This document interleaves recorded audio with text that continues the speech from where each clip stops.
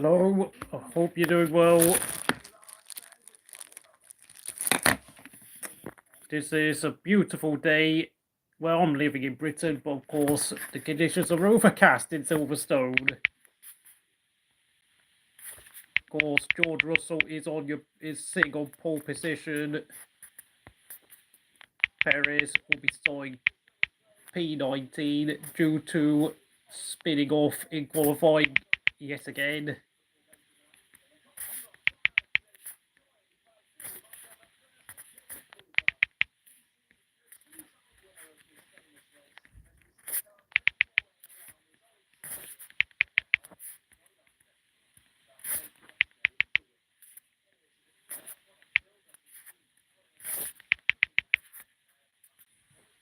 Thank you for the like, and just gonna load up the phone I'm using. Thank God, I'm gonna try and see messages. Thank you. Hello there. Good afternoon, Silverback. Thank you. Hello there. Good afternoon, Silverback.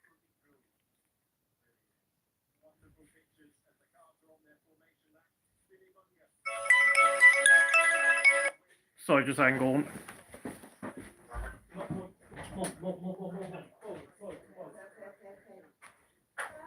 Yes, I will answer any comments you've got in a few minutes' time because, of course, on the phone I have to give over to someone else for about the next 10 minutes. I will be, of course, on a formation lap, and due to the fact that this is obviously a manual race order system I'm using, I'll just put down the numbers for every position the drivers are in, and then I'll just quickly change the order when they change positions. I'll just leave the names permanently on the screen anymore.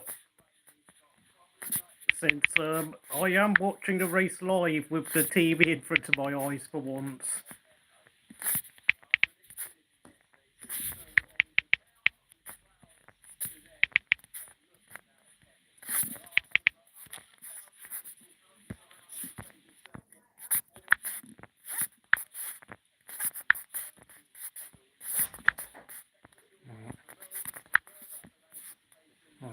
Cheers. Thank you. Hello there, Roxford. Hope you're doing well.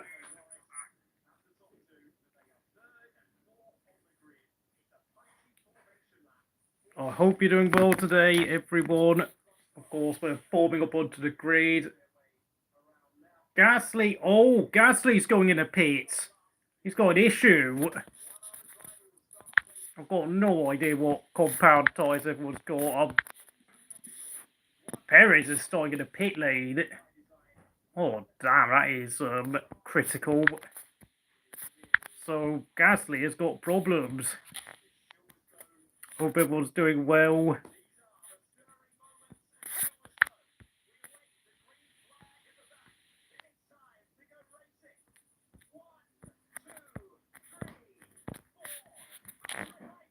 This is a straight order at the start. Everyone's tiptoeing off the line. Nice start by Russell.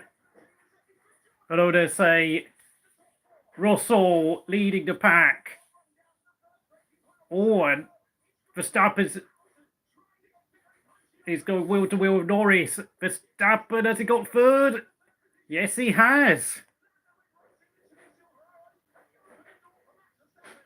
I will update the race order when he could cross the finish line to complete lap 1, but Verstappen has got his way up to third place.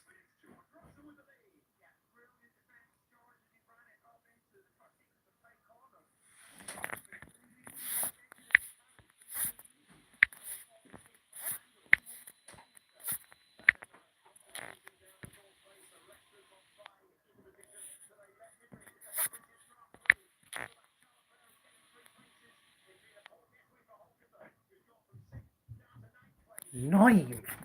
Damn it.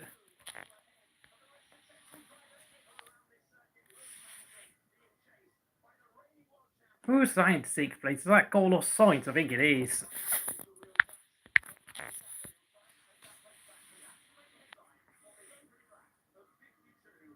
Stroll 7th. Leclerc's up to 8th.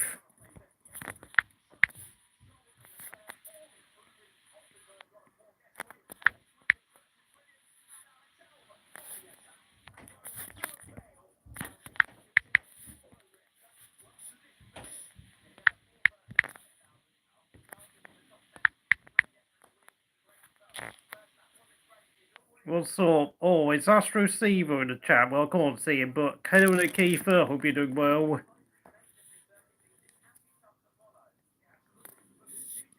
Sargeant's up to 30. No, he's not up to 13th. What am I talking about?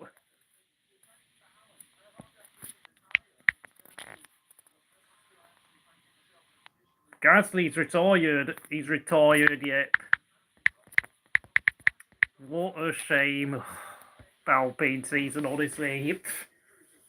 Oh, I'm done with that team.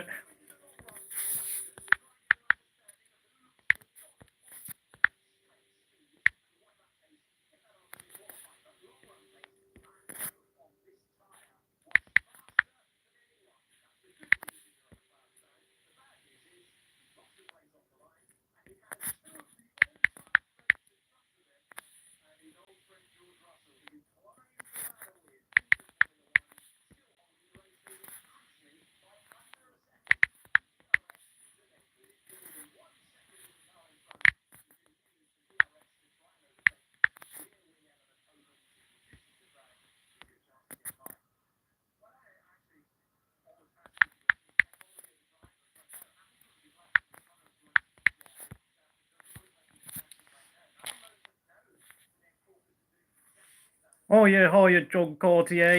Yeah, hope we're having a good day. Of course, I have heard the rumours about Ricciardo potentially replacing Perez at Red Bull. I mean, on current form, I mean, Tsunoda's 11th and Ricciardo's 15th.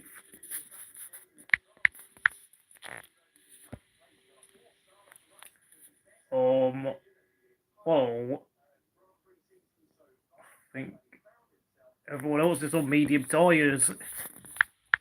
Not much variation in strategy, I'm afraid. Bit strange to say considering we've had wet and overcast conditions, but yet all the teams seem to agree mostly on what to do, with the exception of Zhou, Ocon and Perez, of course. Perez is obviously on hard tyres because of where he is.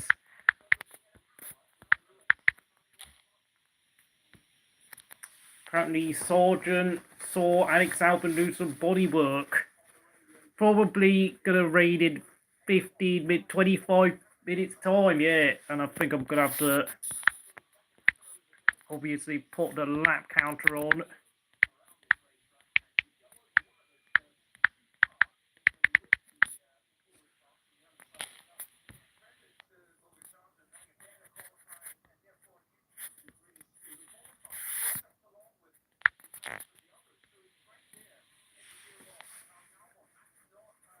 I mean, let's see. I think Leclerc was the biggest gainer on the first lap. 3 positions gained.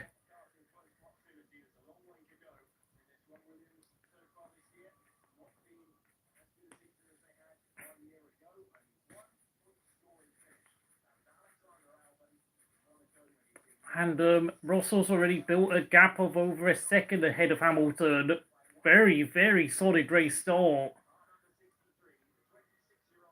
And Perez is all over the back of Valtteri Bottas.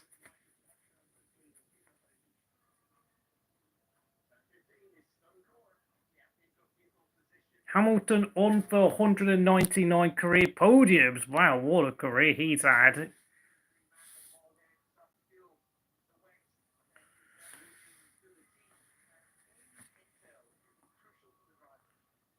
Yeah, I think this is going to be about the team's wondering if it's going to start raining in about less than half an hour's time. Just so you know, for some random statistics, Lewis Hamilton has won here at least 5 or 6 times. Fernando Alonso won the British Grand Prix in 2006 and 2011. course, his win in 2011 was notable for the fact that Red Bull had their blown diff user banned or restricted for one race, which of course allowed Alonso to take Ferrari's only win of the year.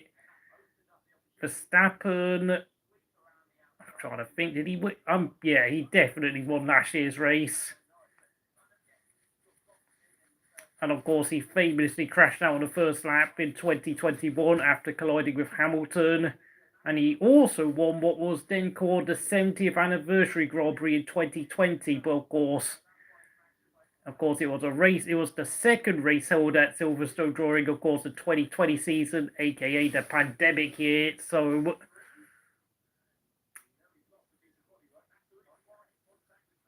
and Albon collided with Fernando Alonso. Oh. 8 times Lewis Hamilton's what do you thank you say? I mean,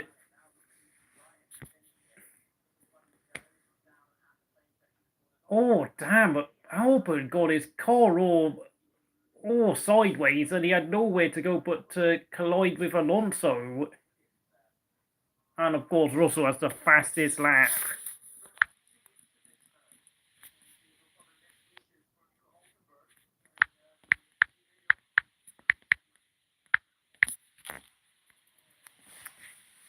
Russell, wow.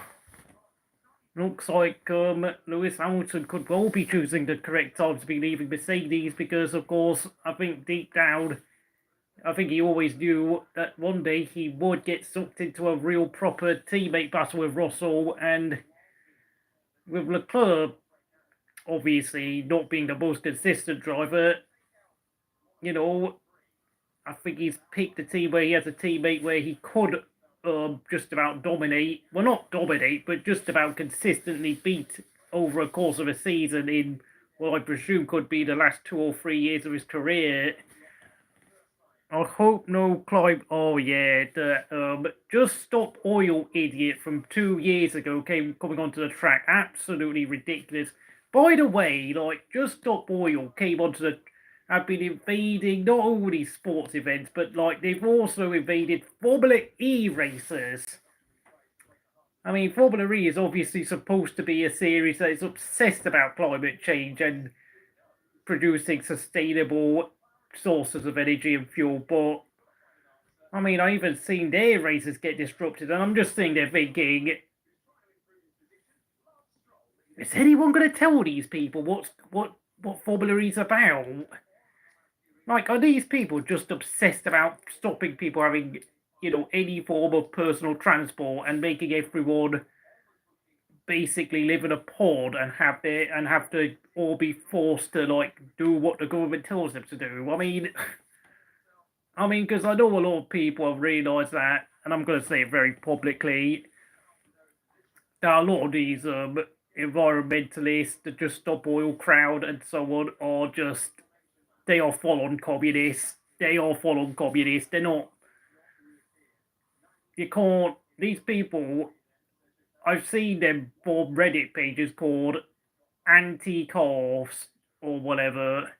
Just the people are like, oh, I don't want people to have cars and all that, because they're communists through.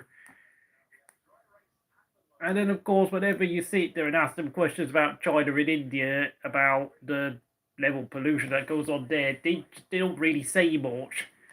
And it's always a great irony that they always like to go on holiday to somewhere like Thailand, Vietnam, the Philippines, or anywhere nice and hot like the Caribbean or South America. I know you've got me on a rant now. Yeah, Ricardo's past Zhou. Thank you for reminding me. I'm obviously ranting because, of course, we're in a bit of a lull period, so I can just sort of just chat to you instead of being so obsessed with the race order. It's very much the same.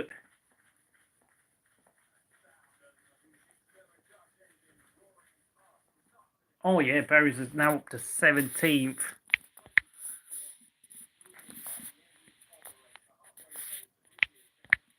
Where is... Oh god, oh yeah.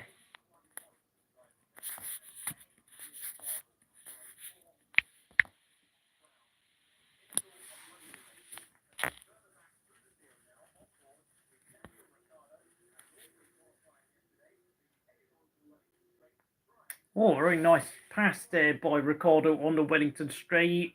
Goes around the outside. Yeah, pretty easy. I think he had DRS.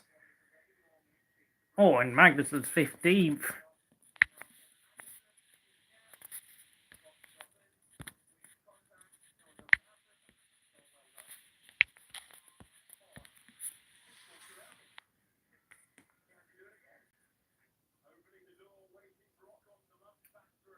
Zhou's down to 17th.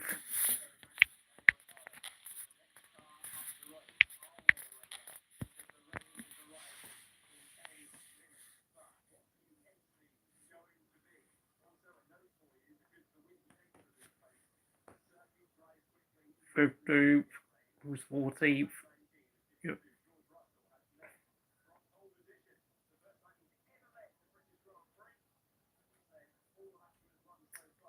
Happy Arsenal fans yesterday, lol. What's that mean?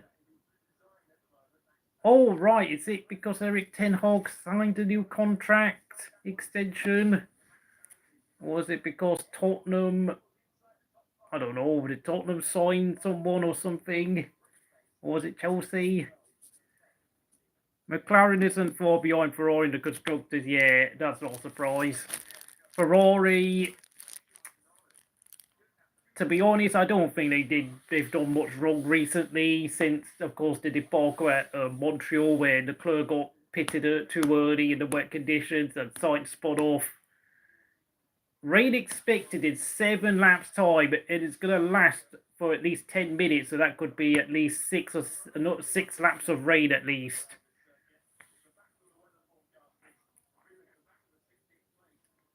Oh, Saka and Rice. I swear, didn't the assist come from Phil Foden or something? Or was that the assist to the assist for Rice? Giving it to Saka. Yeah, I mean, I wouldn't say England have been amazing, but England have just about done enough to reach the semi-finals, and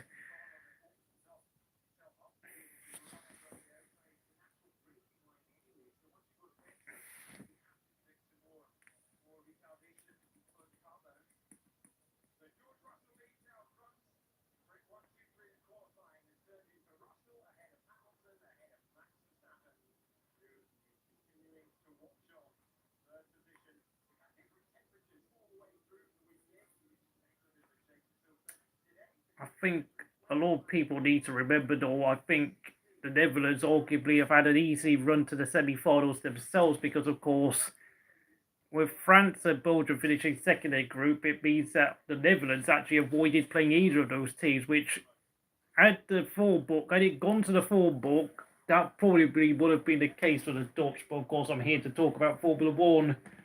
I'm trying to think.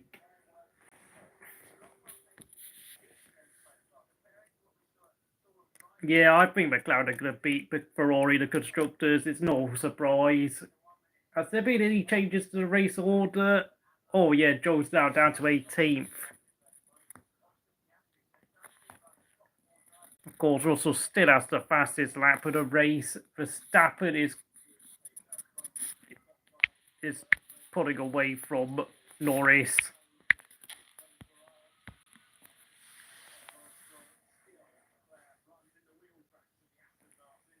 Ferrari fan lit up like a birthday candle after Monaco, and then it was blown out after Canada. Yeah.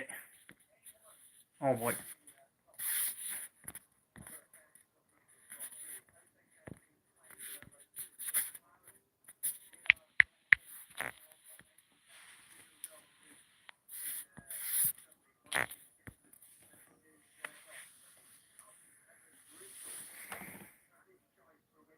Honestly, anything could happen on Wednesday night between England and Holland because, let's be honest, I don't really think either teams have had any challenging games in the knockout rounds. I mean, yeah, Turkey were feisty and aggressive, but there's lack of that end product to really be able to take the game to the Netherlands.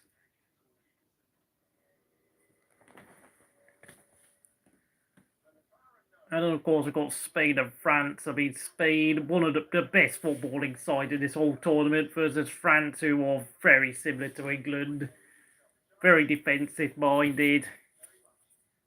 But of course, we are watching the Grand Prix. I apologise to those of you watching who don't want to listen to me talk about football, but I mean, some of my subscribers do like football and they like to watch it with me. So, yeah, of course, I think in 2 weeks' time, all chat of football will disappear for, well, probably, I'm trying to think, the Hungarian and the Belgian Grand Prix. I won't be talking about football. Unless someone decides to talk about the football at the Olympics, which I'm not even sure if I've got any TV access to watch, because of course a lot of the games will be taking place on the same day, funnily enough, because the Olympics are not going to be... The Olympics don't really... I mean, I don't think the Olympics football gets a lot of views, especially during the group stages, just simply because it's mostly a bunch of under 23 kids playing.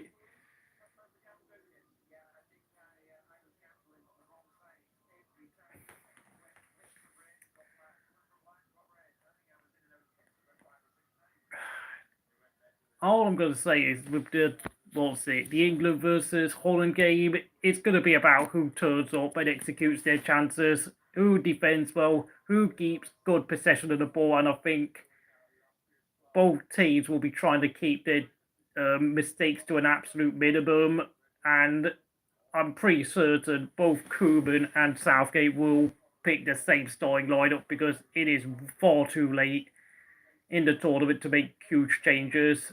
I think Morgan, he could return for England, but that's it. Soft runners can last much longer. Oh no, they cannot last much. Oh yeah, Ocon and Zhou are struggling so much right now. Oh yeah, God. Zhou has dropped down to the back. Wow, what a... Yeah, his pace is terrible.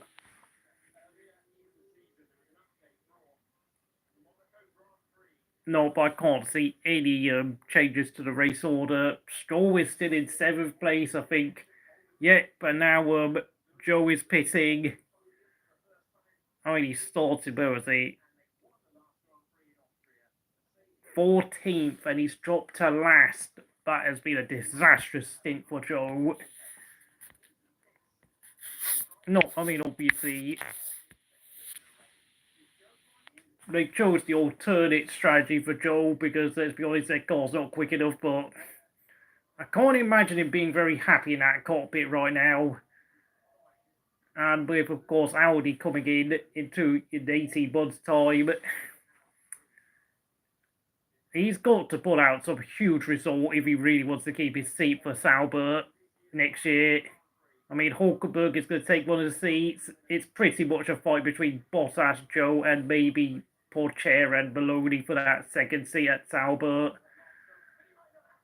And that's an overtake by Charles Leclerc on Lance Stroll. Neatly done. Very immaculately done. Aston Martins are dropping back as I've expected.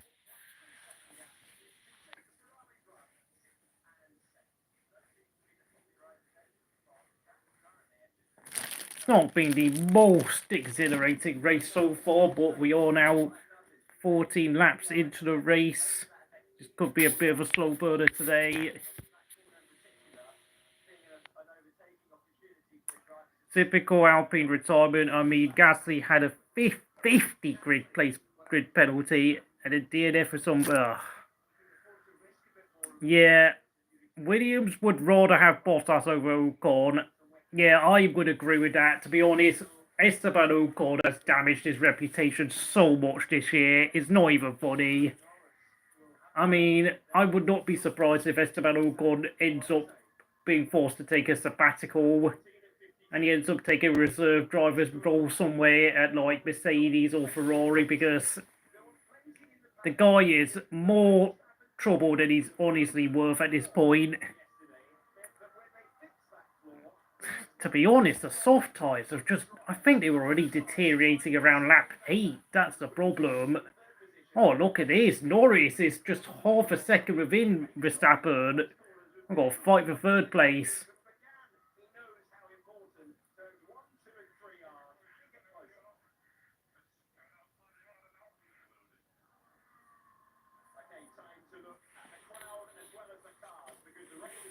It's raining, folks. It is raining.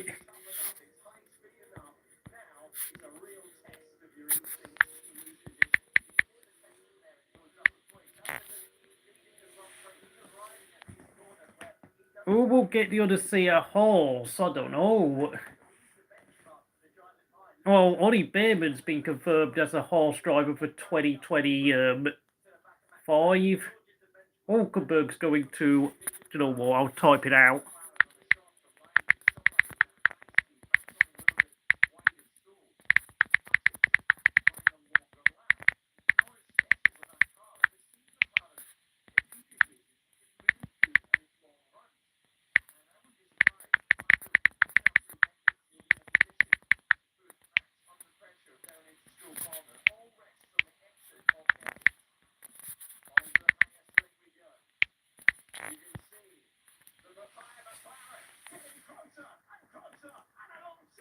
Oh, and Norris has done it. What a nice immaculate move there.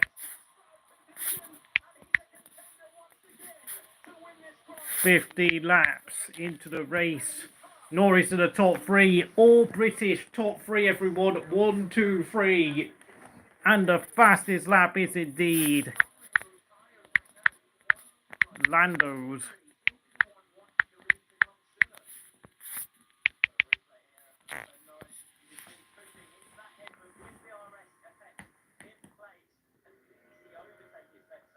So you think, I don't know, it looks like Behrman and Ocon could be Haas's driver lineup for 2025, and I think that's probably going to be the end of Kevin Magnussen. Oh, and those British fans were loving that move on Max.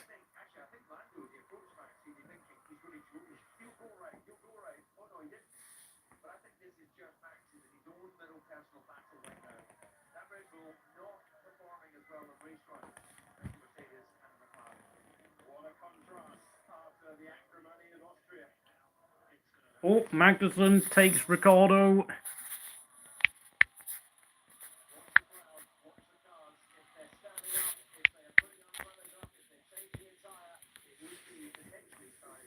I think the Haas has got a pretty quick car, but of course, I think Haas are secretly fed with Magnussen's lack of pace, and just, to be honest, I think the golfing class between drivers like Hulkenberg, Magnussen and Romeo Grosjean is finally being exposed now.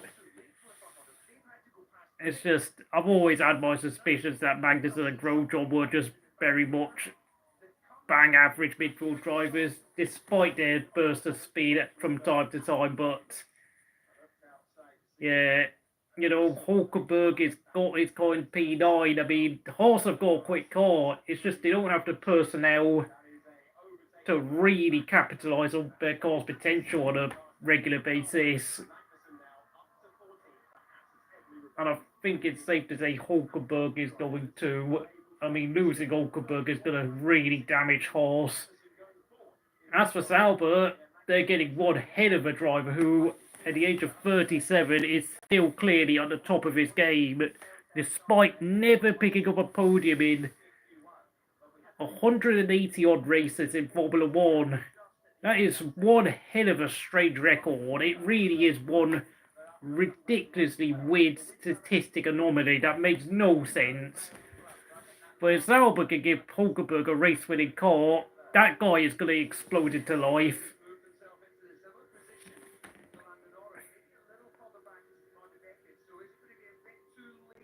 I think the only Piastri's got Verstappen.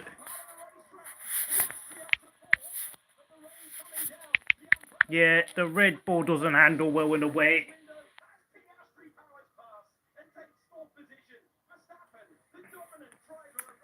Yeah, I think,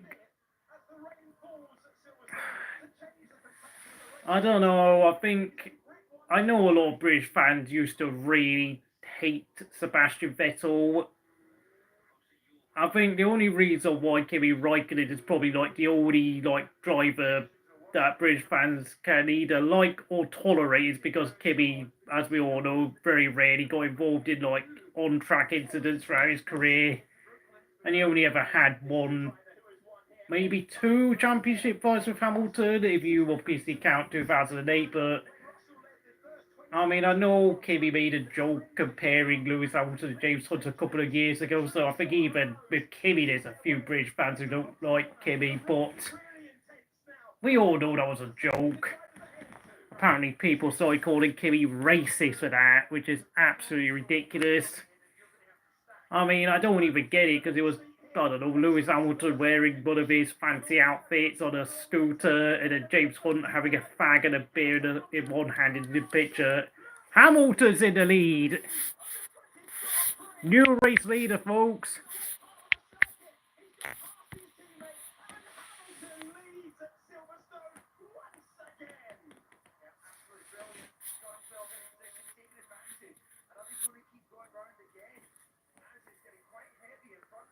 Your B20 doesn't like Silverstone. Indeed, it doesn't.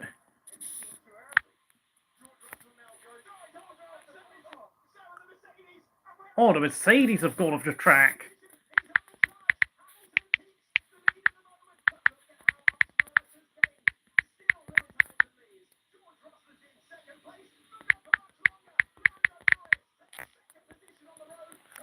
Oh, Russell is struggling now. Oh, he's struggling.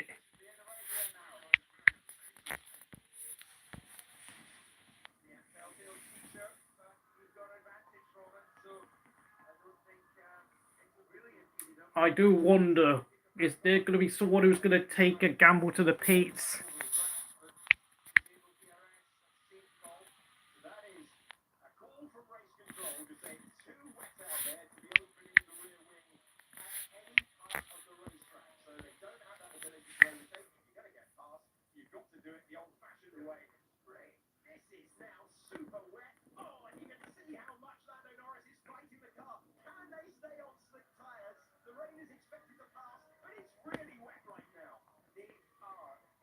Yeah, the McLarens do work well in these conditions. Oh, Hulkenberg's 8th. Look at this. I think a driver like Hulkenberg is going to come into life now.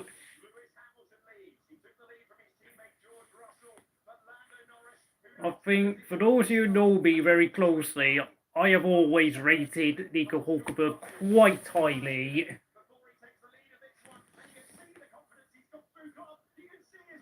Oh, Norris, is he through? Well, it's a fight between the Brits, and those Lando Norris fangirls are going to love this.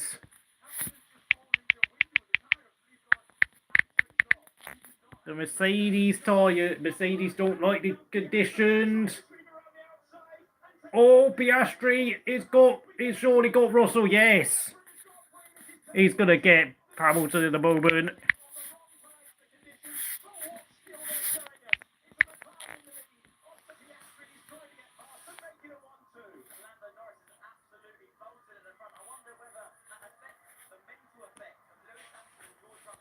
McLaren 1-3, folks.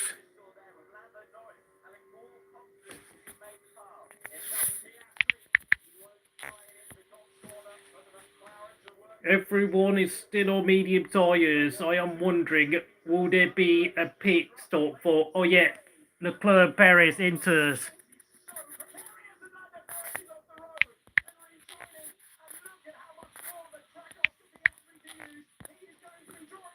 Oh, damn.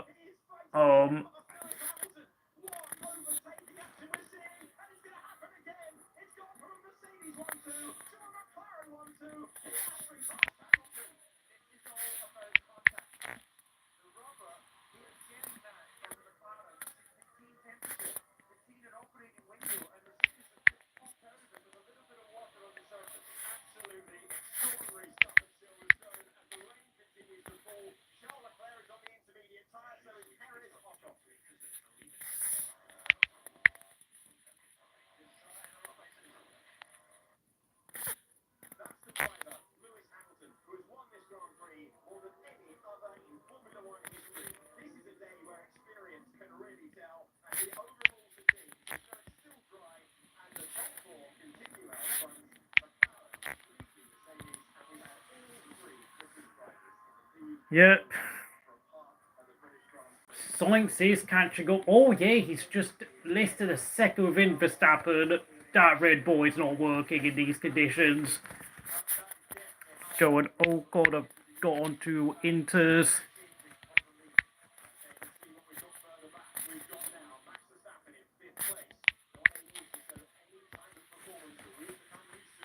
Oh, Bottas up to 50th, but is he going to pick?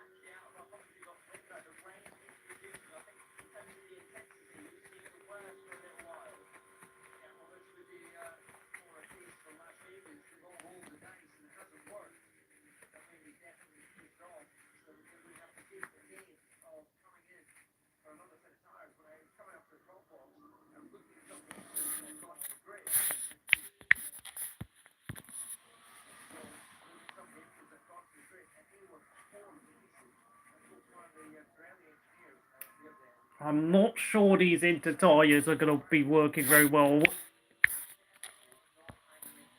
Oh, too many dry areas on the track. Thank you, Roxford. Yeah, Hamilton on the radio saying we cannot go into Inters. There's too many dry parts of the track. Yeah, these Inters are going to shred up. And I think you can see Bottas getting in front of Leclerc. I mean, we've only got 4 drivers on Inters, of course. Leclerc, Zhou, Ocon and Perez. And once again, Leclerc is involved in yet another strategic error. Like, I know we can blame Ferrari, but that's the second time, I mean, I've now seen Leclerc go on the wrong tyres or make the wrong decision. You know, in Montreal, he went on the dry tyres way too soon, and now, of course, he's gone on the Inter tyres at Silverstone too soon yet again. It just seems like Leclerc just makes up his strategy as he goes along. Him and his engineer, I don't know what's going on with them. Just desperate moves. Yeah, I mean, it stopped raining now, I think.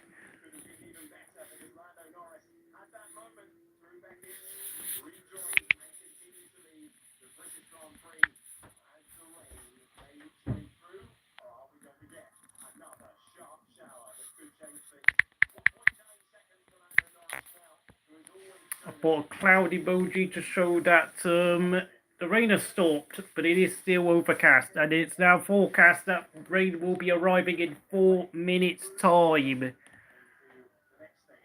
Yeah, Science is definitely better at strategy. Oh god, back onto 6, thank you very much. Where's... Okay, yeah, so Ocon realises he's made a mistake. No offence, but Michael Schumacher in that Red Bull, he would be running a lot better, Faith. Wow, that's a big... That's a pretty bold statement to make. I mean, I think, you know, Max is still comfortably quite a way ahead in the driver's standing, so I don't think he's going to be necessarily be worried by today's performance, unless, of course, Norris and McLaren catch up to him rapidly in the next 5 or 6 races. Piastri went 2 tenths quicker on the previous lap than Norris. We're now on to lap 24.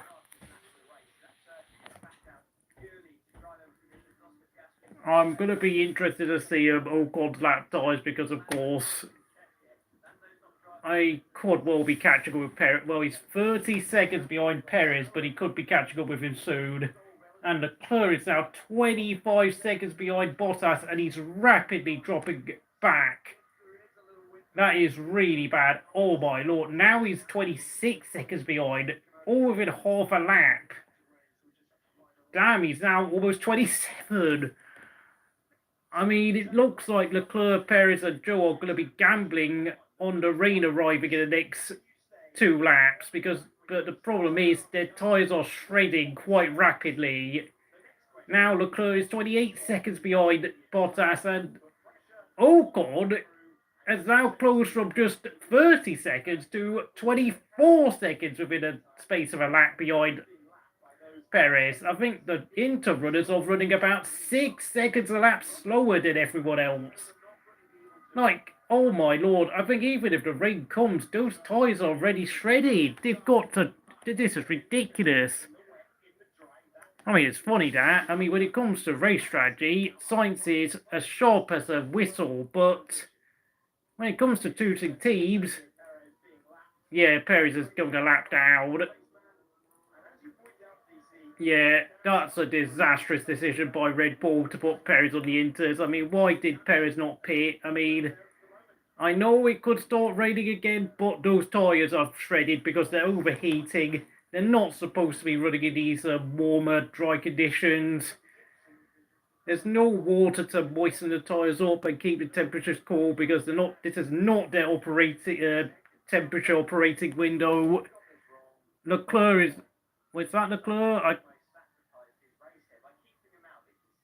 I think that's, yeah, Leclerc's going a lap down too. Leclerc and Perez getting lapped, and Leclerc is now 38.5 seconds behind Bottas. He's now lapping 7 seconds slower. This is a disaster. What a... Look, I don't think this is... My God, that is horrible. Leclerc's now 42 seconds behind Bottas.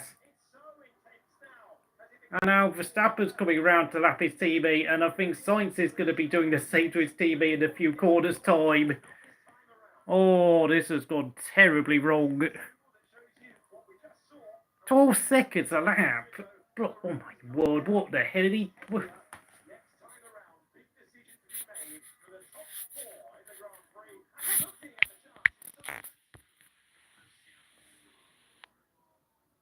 'Too early for Inter's absolutely right. Absolutely correct. It's nowhere near wet enough. Gasly, oh. I don't know, mate. I don't even think... The Alpines don't have a car that's quick enough to get points. I think Gasly's probably enjoying his afternoon nap. Oh, and Sainz is going at almost 9 tenths, going 9 tenths faster than Verstappen on the previous lap. DRS disabled. Oh, I think it is beginning to rain again, folks. Time to change the emoji.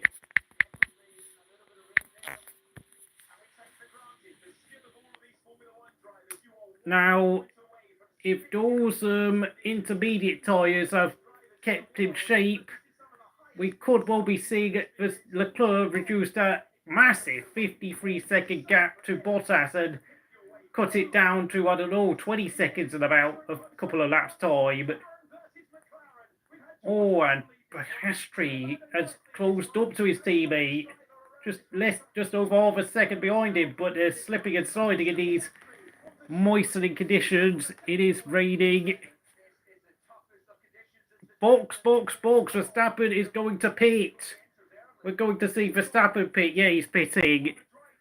Now this is going to be fascinating. Yep, Sainz has gone to the pits too.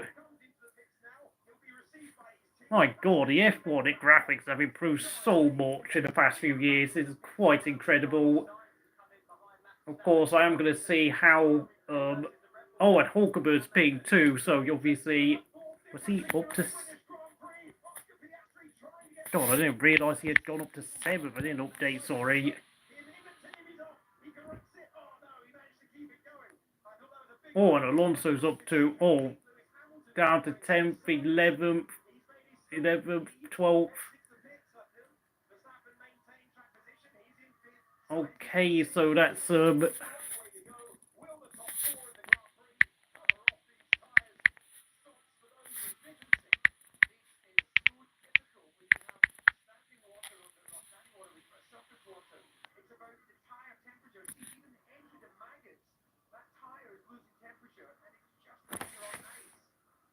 Oh no, Sainz.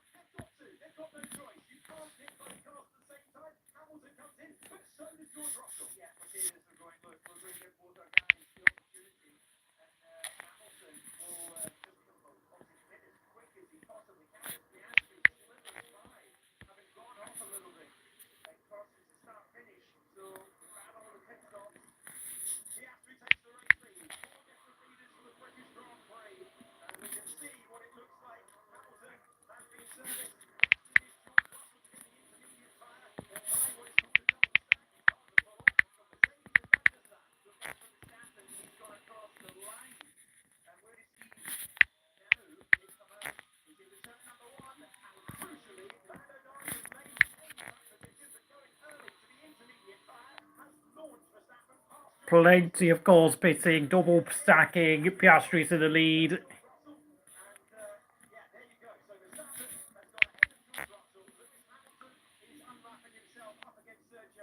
Back to 7th we go for Hulkenberg. I think the order's going to restore itself again.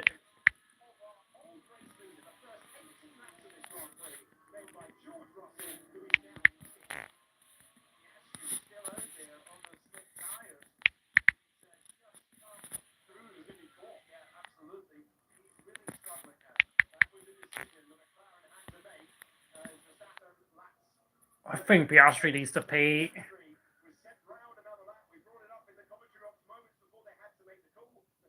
He's only 4 seconds ahead of his teammate. Oh, that's worked out terribly for Piastri. He's gone. Oh, that's a disaster. Piastri should have pitted. Oh, Piastri, you've screwed up so much. Yeah, he's going to get overtaken. He's going to the pits. Oh, damn, his heart's going to be sinking.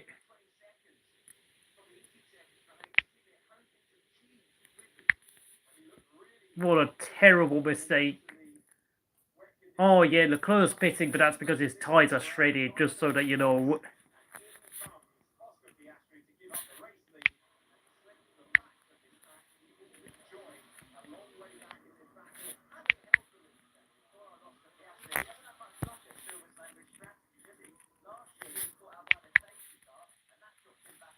Oh, he's down to 6th.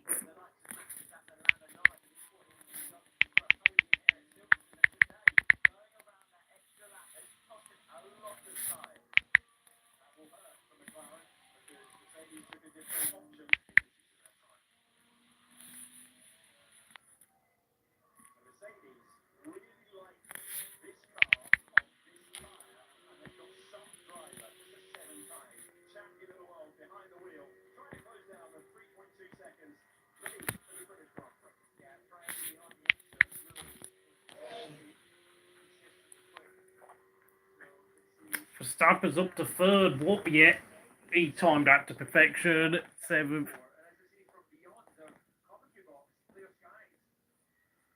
Is it clearing up again?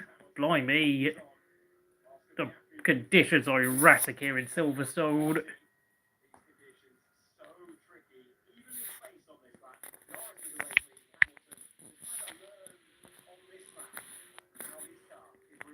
Leclerc down to 17th behind Perez. What a disaster. Everyone's on inters yet.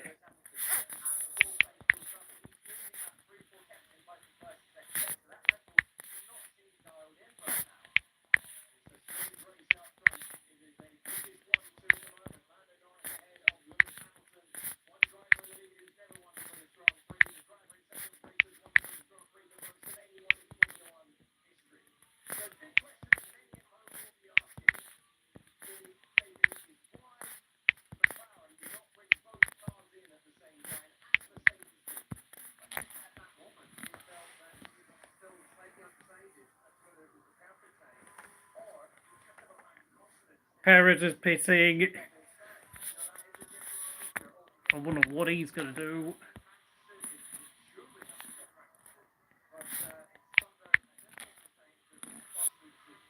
And he's gone on to another pair of intermediates. That's interesting.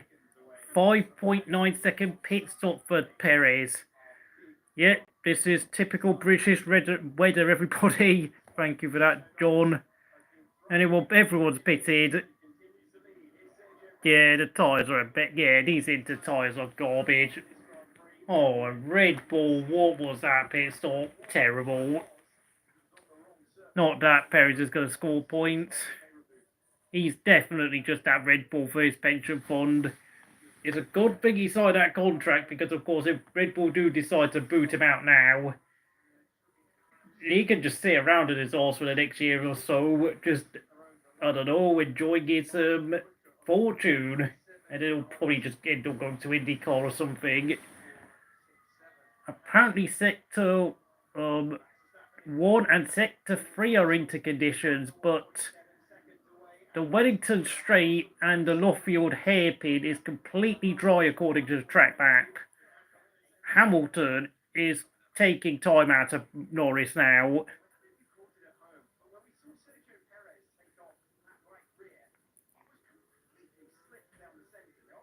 Perez's tyres were completely slick after that interrun. Oh my god, everyone in the top 15's done one pit stop. Perez and Leclerc have done 2. Ocon and Zhou have done 3. This race has worked out terribly for the people in the back. Yeah, absolutely. Leclerc and Perez need a safety car if they want to get back in contention. Everyone's tyres are, well, I think everyone did pit because everyone's tyres are only at the most 4 laps old now, and of course it's lap 31.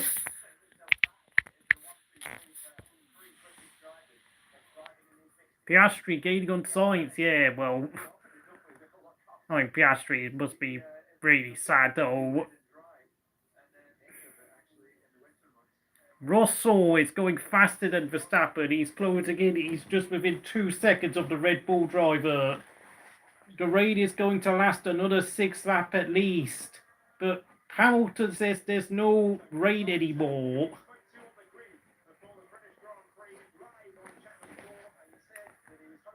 Yeah, the Inters are definitely burning up. I think, obviously, you're going to see some of the drivers deliberately drive over wet patches on the track in order to cool the Inter tyres down. Of course, I have noticed, the start-finish straight and the Wellington straight are pretty dry, to say the least. I mean, you just saw Piastri driving his tyres over the wet curves because, yeah, those tyres are going to burn up quickly. I mean, it's really tricky to wet, dry conditions because, of course, you've got to make sure your inters do not burn up. I mean, in some cases, it might be better to keep your tire using softs or mediums because, of course, they all can be maintained at a higher temperature. But, of course, you're going to have to do a bit of car control through the wet parts. Piastri is surely going to overtake Sainz soon. Of course, I can remember the 2020 Turkish Grand Prix where, I mean, the track never really properly dried up despite the fact that it stopped raining for like the last 30 laps because, of course, with the new track resurfacing and the fact that the Istanbul track hadn't been used for racing for about 10 years by that point. It turned out to be that, obviously, it was better to stay on the Inters because there was just standing water everywhere. And, of course, Sebastian Vettel tried to go on medium tyres and then spun off. And then, I don't know what happened to him in that race. But he didn't score points. That's what I remember. I don't know whether he tired or finished 15th.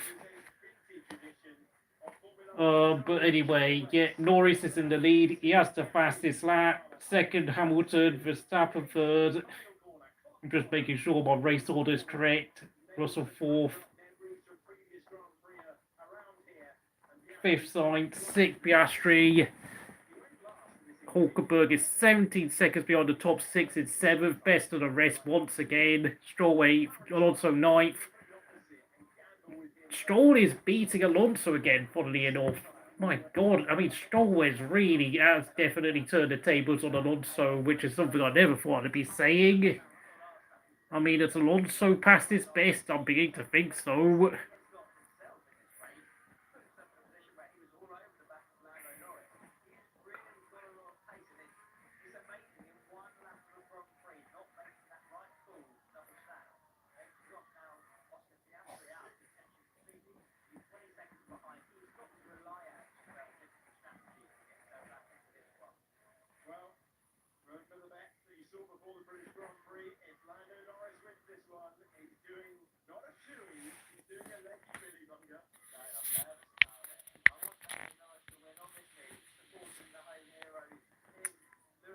Oh, yep, he finished 18th. Thank you.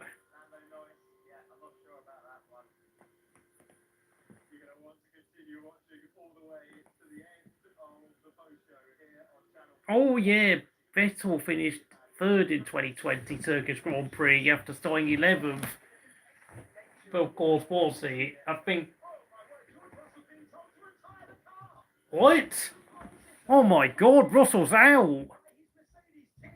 Are you kidding?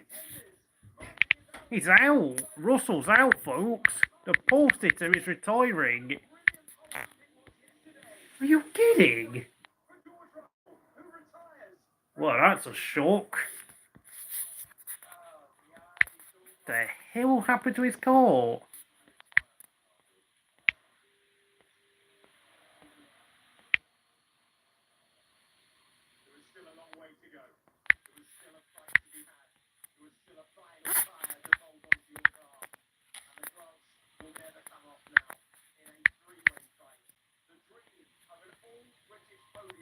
Well, no British today. Up to 4th we go, Sainz 5th for Piastri.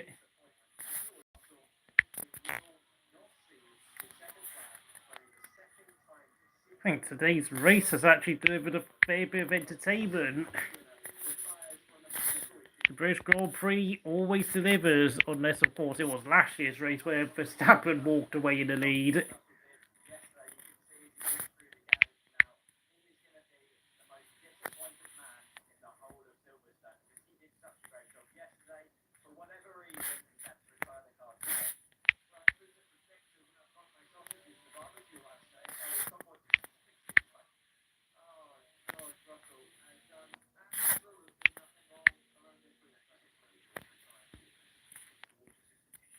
Water system issue. I think the cooling's not working.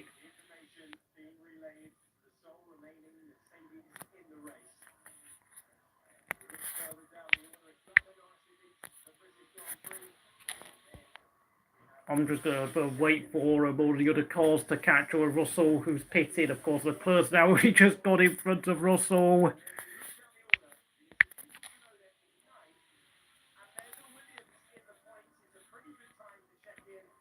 Perez is going to be de facto 16th.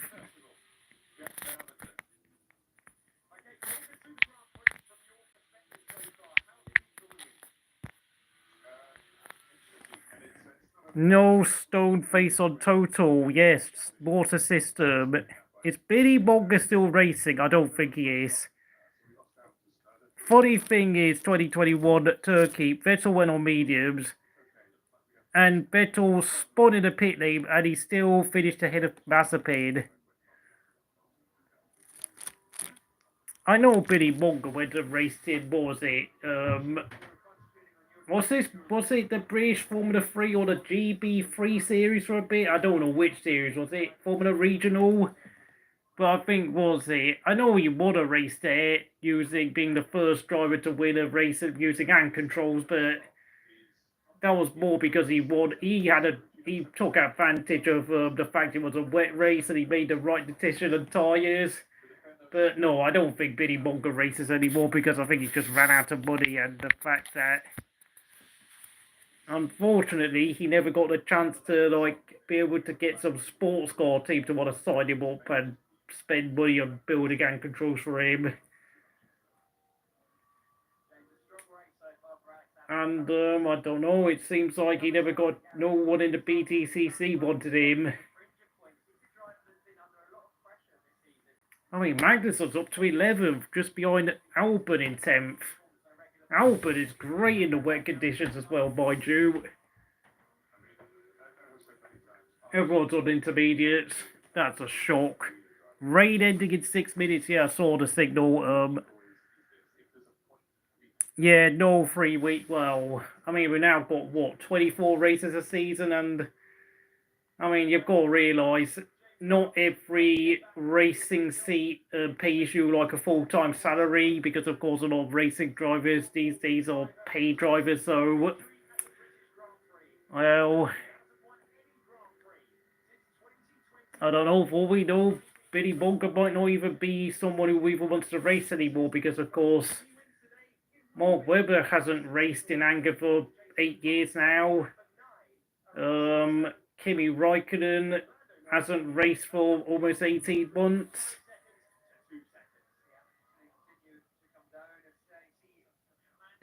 I'm sure, yeah, the sun is coming out now. I don't know what am I putting that wet graphic on.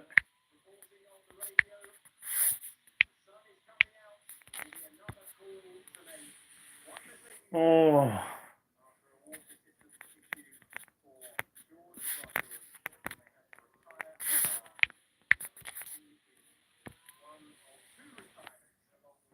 Why did Russell retire? He retired because of a water issue, my friend.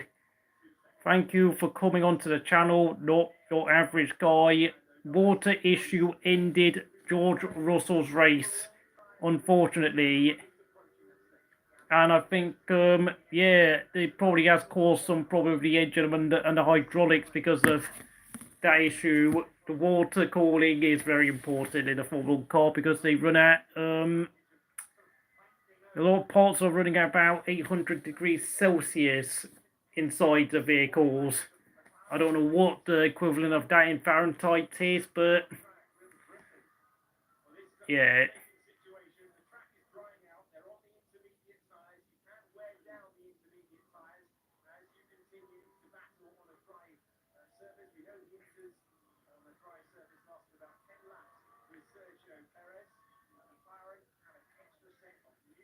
"15 laps to go. This race has absolutely flown by. It's 4 o'clock local time. Do I think Norris will win? I think he's got an absolutely brilliant chance of winning today. Although I have to say, though, considering McLaren love to do special liveries, yeah, I am a bit surprised they didn't pick a new livery for this race.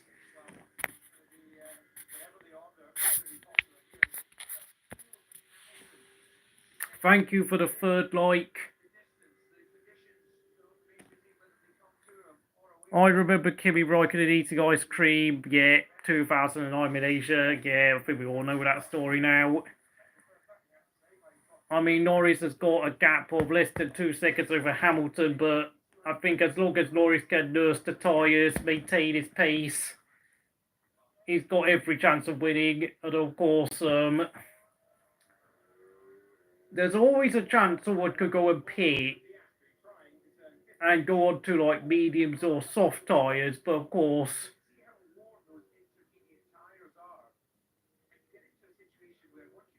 I think that they've already made that call if, of course, the track heats up and the inters start wearing out dramatically. This is going to be fairly interesting, these final 15 laps, because I am going to see who's going to try and make these inters last until the end, and who's going to take a gamble onto the dry spec tyres. Oh, and that's Ricciardo and... Oh, Ricciardo and Magnussen pitted. 10th.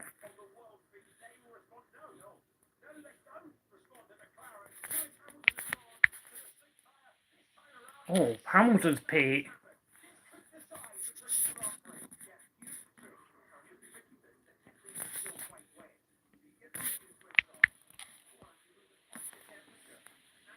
Oh, okay, so Hamilton pitting, yes.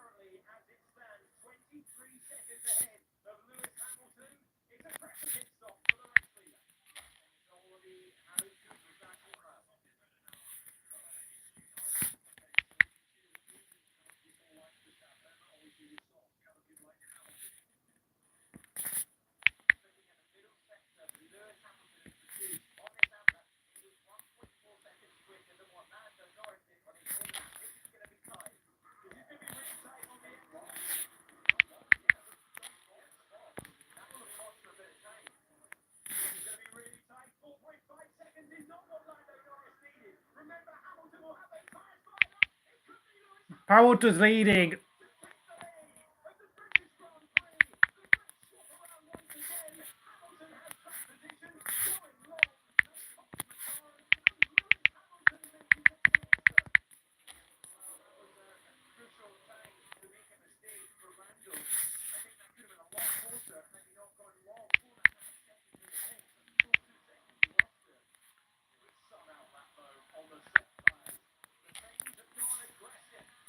And another win goes begging for Norris, unless he can do something. Thank you for the 4th like. Oh, and now Norris is 2.5 seconds behind. Oh, I'll curse him. Stroll's on medium. And Stroll is 30. Oh, he's 6 seconds ahead of Alonso, I was going to say, but what an undercut that was by Hamilton. Amazing flying lap on the soft tyres, I think. Even if McLaren got that pit stop under 2.5 seconds, he would have came out just behind Lewis. Yeah. Astonishing outlap by Hamilton. Astonishing. He's 2.7 seconds ahead of Norris, and well, the fastest lap has now gone to Verstappen.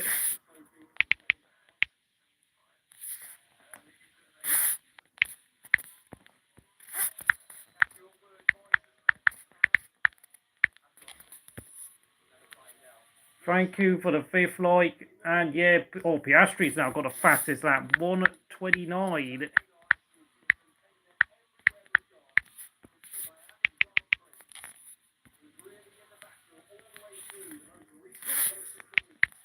Now we're going to see what you made of, Lando. Now we've got to see, I've got to say though, how Verstappen's on the hard tyres, whilst the 2 race leaders on the softs. Piastri's on mediums. 104th win, yeah. Ferrari will still be ahead of McLaren as constructors, yeah, but McLaren are definitely closing. But as it stands, Hamilton is going to win his first race in about 2.5 years. And what a time to do it. And I've got to say, he's been lucky with George Russell's water cooling failure. I do wonder where George Russell would be in these conditions, because of course with the track drying out nice and warm again, I think Russell would be flying. Oh my god, the fastest lap keeps changing hands. I mean, Piastri is 10 seconds behind Verstappen. Yeah, Piastri's got the fastest lap again. I was going to change it, but now he's done a 1:29.57. Piastri is the fastest man out on track, but he is 15, 16, 17 seconds behind Hamilton. There's only 10 laps to go, so he's going to have to put out one hell of a barnstorming final stint. Alonso would be... who cares about what Fernando Alonso thinks, mate? He can't even beat his teammate, so...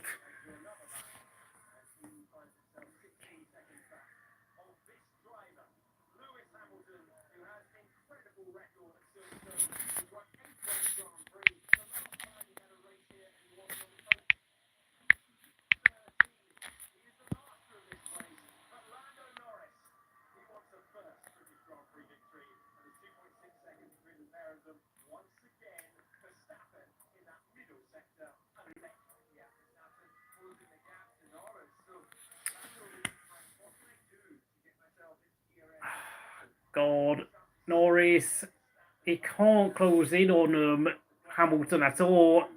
Hamilton is managing the gap. Now we've just got just over 9 laps to go, and once again another win goes begging for Lando Norris. He could have had this. He could be having 5 race wins by his performances this year, but there's always something going wrong, either with Lando, the strategy, the tyres, the pit stops. Just something isn't adding up at McLaren. Oh my god. Oh my god, Bill. Will, can't you just leave Valtteri Bottas alone, like? I mean, on current form, I would rather have someone like Valtteri Bottas driving for me than someone like Daniel Ricciardo or Sergio Perez. Give the man a break. Like, Zhou's down in 18th place and Bottas is in 14th.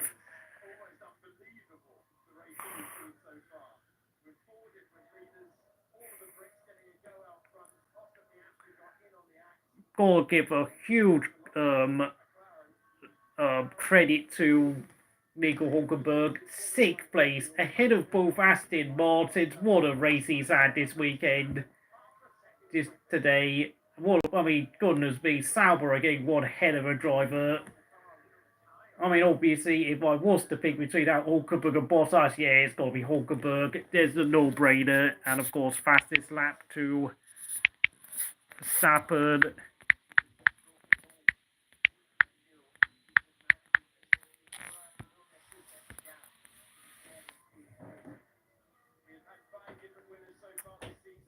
I think he has blocked you, my friend. That's all I'm going to say. I'm not going to go any further into that because that's not my business between what's going on with you two. Hamilton. 2.2 is the gap between 2.3 is the gap between Hamilton and Norris, but yeah, Norris is going to have to pull something special out of his backside to get Hamilton.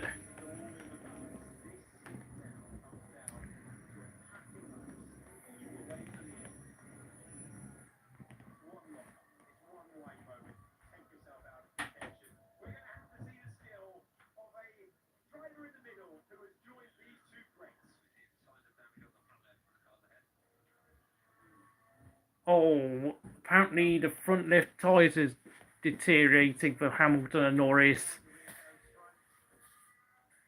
Wins at a single circuit. Hamilton has 8 wins at Silverstone and Schumacher has 8 wins at Magny-Cours in France.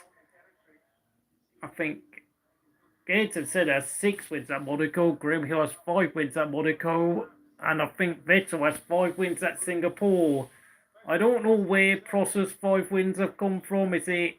I haven't got a clue. Is it... Probably... I don't know. I'd love someone to tell me where Prost's 5 wins at single circuit come from, but... Yeah, Sainz is a good driver. I don't think I need to repeat myself again and again, but... Currently, he has no seat for 2025, so... that's unfortunate. But of course, you know, he was holding out for a seat at Red Bull and Mercedes, and I don't really think he's going to get those seats, and I think he's going to be left with an option of being Hulkenberg's teammate at Sauber, go to Williams, or go and join Pierre Gasly at Alpine. And of course, if Hamilton wins today, he will overtake the record for the most wins at a single circuit, since this is provisionally going to be his 9th win at Silverstone. What a record that is.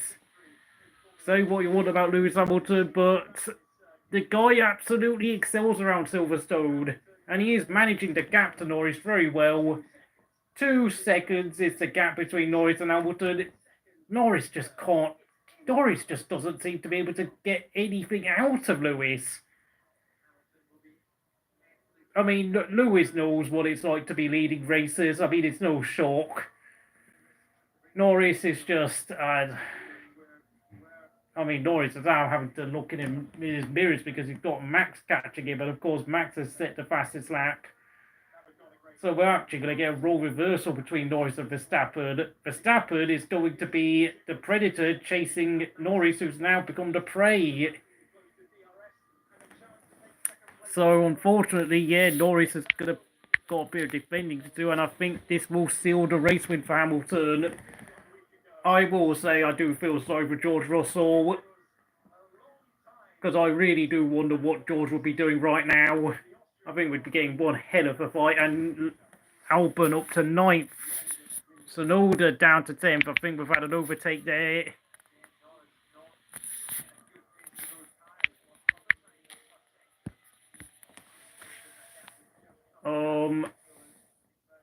Sargeant has got past against Magnussen again. I think they're having a bit of a fight for 11th place. Sargeant's had a good race. Got to give him credit.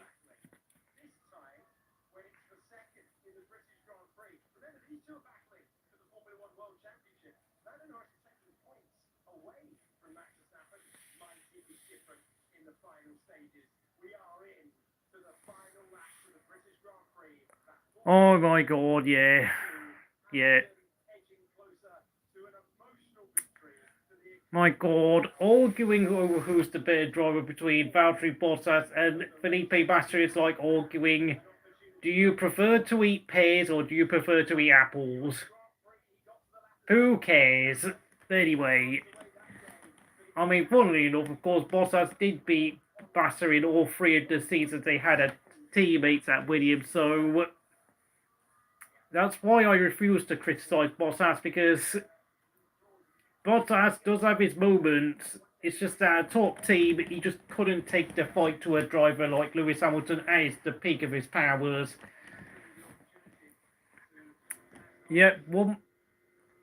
Oh my god, it's only less than, it's only just over a second between Norris and Verstappen. Yeah, Hamilton is surely going to win the race because, of course, Norris is going to be defending for the last 5 laps.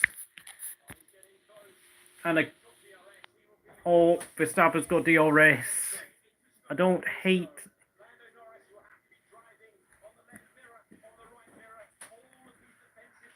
Oh, God, no. Can we just not argue about Bottas? I mean, I'm watching the race, please. I don't want to be arguing about Bottas or anything like that.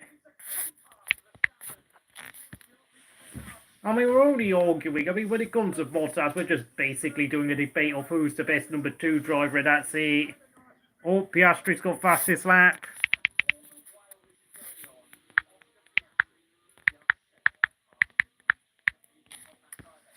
Piastri, where's Piastri? He's still 10 seconds behind Verstappen, though, so, yeah. He's going to finish 4th. He's also, of course, paying the price for that late pit, staying out for a lap longer in the wet. Oh, and look how close it is now between Lando and Max. This race is going from bad to worse for McLaren. McLaren will be 3 points behind Ferrari. Will, let me just say this, my friend. Will, you're absolutely free to have your opinion, but I am free to disagree with you. Oh my god, I don't even care about Logan Sargeant. And Max has overtaken Norris around the outside of Corps. That is going to be a huge ego boost for Max Verstappen in his battle, in his mini personal battle with Lando, and I think, yeah. And to rub salt in the wound, Max has taken the fastest lap again.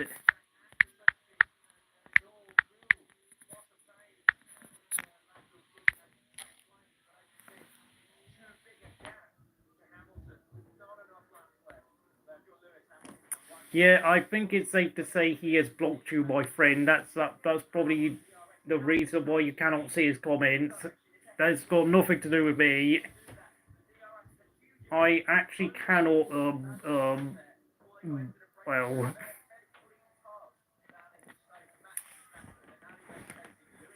So, yeah. 4 laps to go.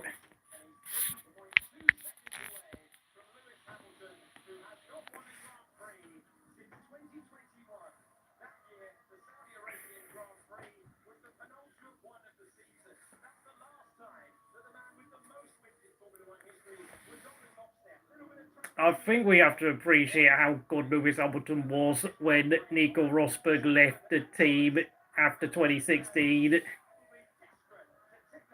That's all I'm going to say. And let's be honest, Valtteri Bottas was brought in at Mercedes to be a pure number 2 and nothing else. So, I mean, I don't really see why we should even debate how good Bottas really is, because, I mean, I don't even care about Bottas, if I'm going to be deeply honest.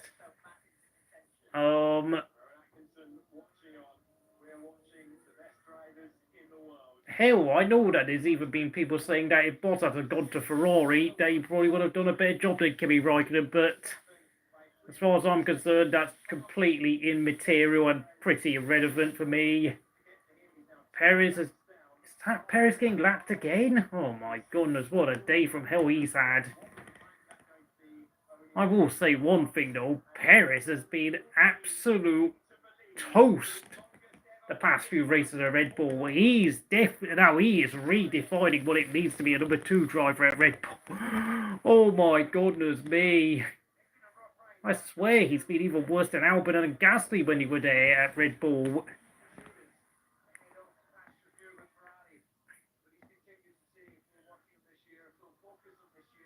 Hello there, Luka Modric fan. You are on my Crystal Racing Formula 1 channel, and unfortunately there is a bit of an argument going on, so I would advise you not to argue with people.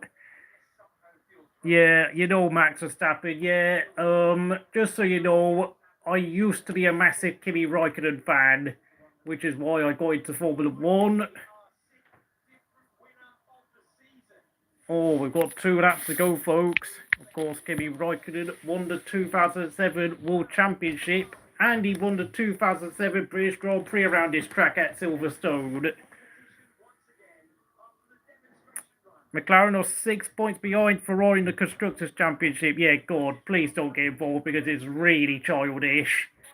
I really don't want this argument to continue.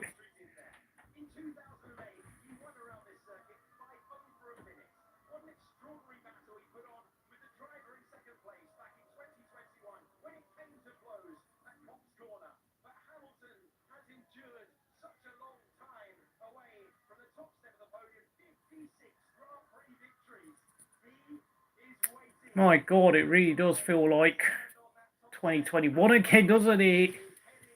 We've got just over a lap remaining, folks. Hamilton.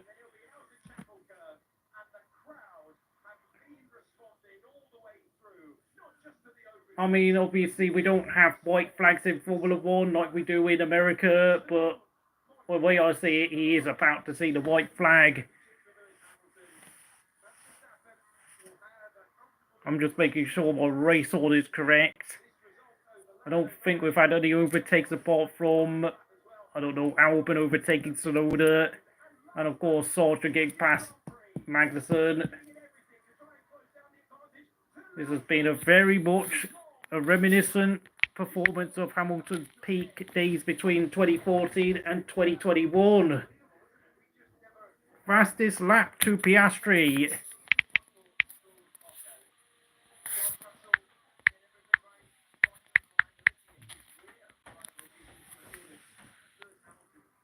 Thank you, Luka Modric fan. Oh, it's funny you say that, Will. I mean, I wonder who's in front at Albert, and I wonder who's driving in 18th. Yeah. Hamilton just a few corners away from the checkered flag. Well, he didn't win a race during 2022 and 2023, which brought his record of winning at least one race in every season of his Formula 1 career to an end. But of course, after waiting 2.5 years since, of course, his last win at Saudi Arabia in that controversial penultimate race to 2021, Hamilton is going to see the checkered flag. And this will be the 104th race victory of Hamilton's career. And Verstappen crosses the line in second place. The home fans are loving every second of it. Norris is in third. So we've got 2 Brits on the podium. Piastri fourth.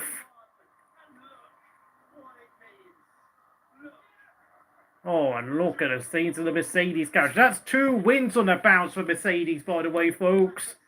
Russell won at Austria. Now Hamilton at Silverstone. Mercedes are back. They're back, folks. Mercedes are back.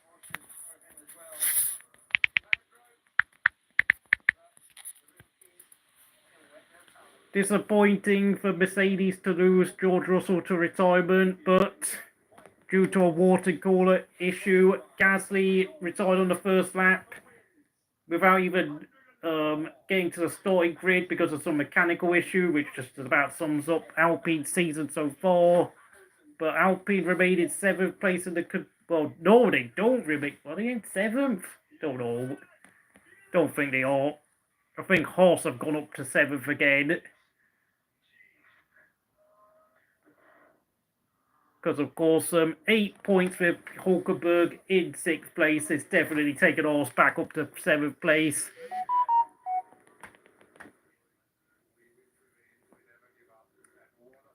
Yep, Sargeant 11th. Magnussen 12th. Of course, Albon with the points in 9th place. Tsunoda 10th. Just 1 point for Racing Bull. Decent day for Aston Martin, Stroll and Alonso 7th and 8th. Although it has to be said, Alonso's form is beginning to drop. Stroll is beginning to get really show his worth against the two-time Spanish champion. Yeah, I don't blame you for being disappointed, John. I was wrong for how long Mercedes have adjusted to the new car. Yeah, they've solved their car problems at long last. And Hamilton has stopped out on track. Yeah, he's picked up a Union Jack. He's just going to wave it around.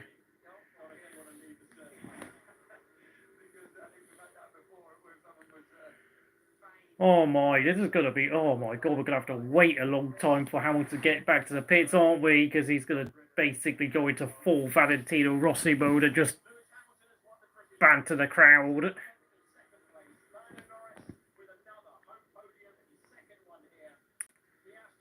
That's going to be weird. I mean, this could well be the last time we see Hamilton win a race for Mercedes, for we know. I mean, it's kind of fitting because it is obviously the Brackley factory is not far from Silverstone. I mean, in many ways, this would be a fitting place for Hamilton to take his final Silver Arrows victory for the team. Do it at home, since of course he is going to be a Maranello driver next year. All I'm going to say is good luck for your blood pressure next year, Lewis, because you're going to need all the help you get when you go to Maranello. Yep, Hamilton is ahead of Russell in the Drivers' Championship. Who knows? Who knows, folks? If Mercedes can get that car working again, Hamilton could actually be making a late charge for the Drivers' Champ title, which is going to be really fun to watch if he can do so. I mean, I'm just happy from a Formula 1 point of view that we are seeing another new race winner for this season because, you know, we had to endure the sight of Verstappen winning 19 races last year. And it's good to see some variety in the race winners. Hamilton, Russell, Norris, Leclerc, Sainz, and of course Verstappen. We've had our 6 different winners in 11 races. 6 winners in 11 races. That is a massive improvement on what we saw last year.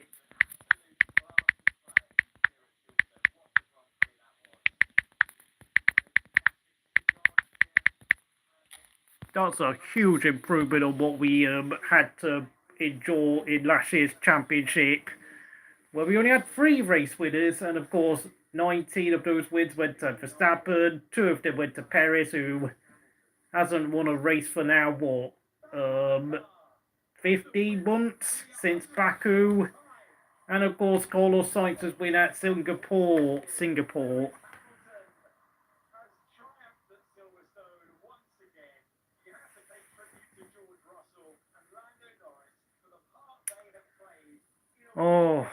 Oh yeah, Lewis Hamilton once said that Sebastian Vettel's dominated border fans. Hey, I wonder what that was all about back in 2013 or 12 or whatever he said it. Mosey, oh my lord, I'm not going to go on Twitter. I think I don't want to. Oh my lord, the Hamilton fans are going to be gloating.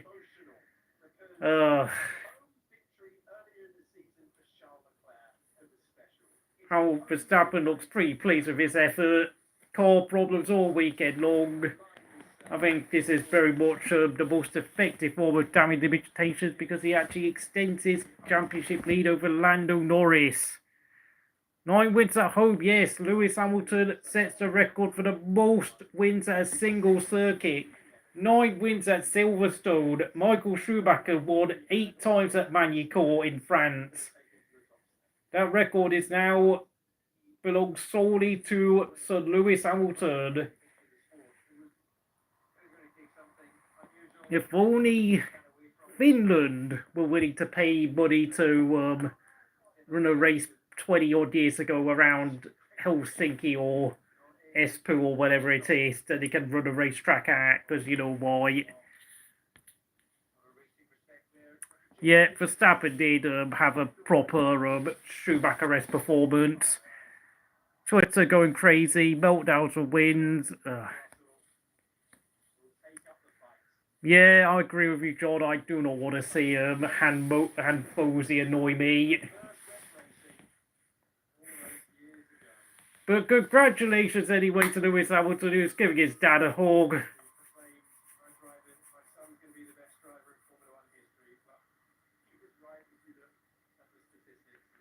And now we're going to be treated to a pretty long PR speech from Hamilton, who we all know lost the microphone.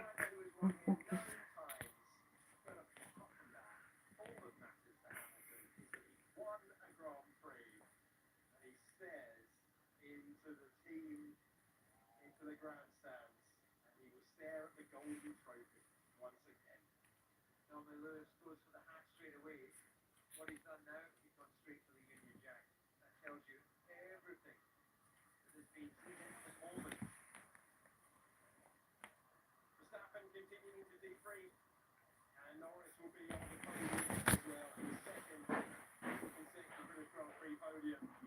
But when you've waited since 2021, you just need to enjoy every single moment of being able to call yourself a winner once again in Formula One. And he's back on the grass, where once he was celebrating with the crowd in 2021, where once he was surfing on the crowd in previous years. He's not waiting for the podium.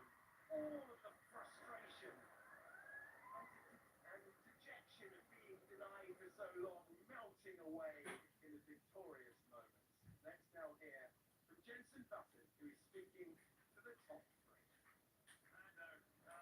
I'm sure very mixed emotions here in front of the home crowd. It looked like you were the man to beat. Oh, enjoyed the NASCAR and IndyCar. I think the one that is missing this year is Aston Martin being a contender. Yeah, I suppose that is going to be the big disappointment of 2024 so far. Aston Martin, I am really disappointed because I did anticipate the sight of seeing Fernando Alonso compete at the front for race wins. I mean, he picked up 5 second places last year. Damn, I think Alonso is secretly feeling a bit deflated at Aston. Got in the points along with his teammate Stroll, but I mean, gotta ask, is Alonso feeling as hungry as he did last year? I mean, I think he has now just turned 43 years old and he has a contract until 2025, but since, of course, we all know this is surely got to be his last stop in Formula One, I do wonder what the mood at Aston Martin is honestly like. Yeah, that's 16 seasons Hamilton's won a race now.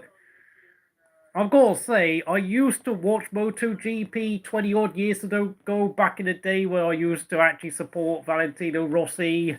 I mean, funnily enough, I know I've always been known for not supporting dominant drivers, but I think in the case of Valentino Rossi, I made an exception for him because of the fact that he always seemed to have a smile on his face and he always engaged in banter and all that. So at least it made his top domination of MotoGP somewhat tolerable. compared to his rivals like Casey Stoner and what's his name, Seti Gibbernow and a few others who seemed a bit miserable and a bit petulant. I was never that much of a fan of someone like Jorge Lorenzo either, but so many salty Verstappen fans at the racing stat stream. Oh no! Oh! My heart bleeds for Max. That's sort off. Yeah, I mean, I've just had to endure the sight of Pierre Gasly retired at the start of the race, so. Although at least Albon got 2 points, and Magnussen had a good race, finishing 12th for Haas.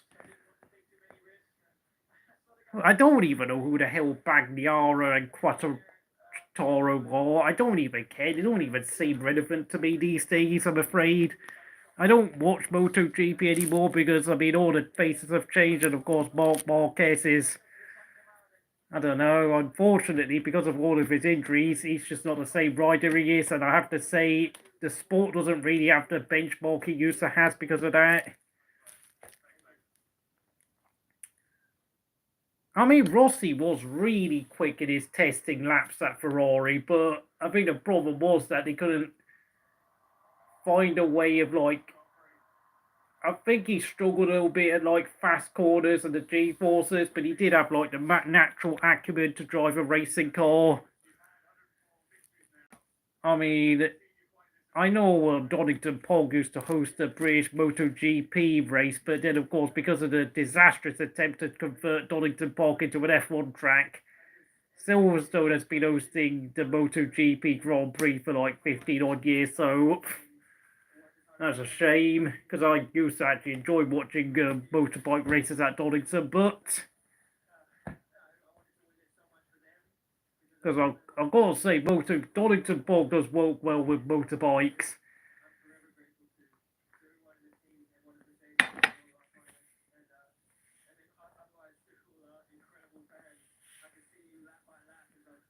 Oh.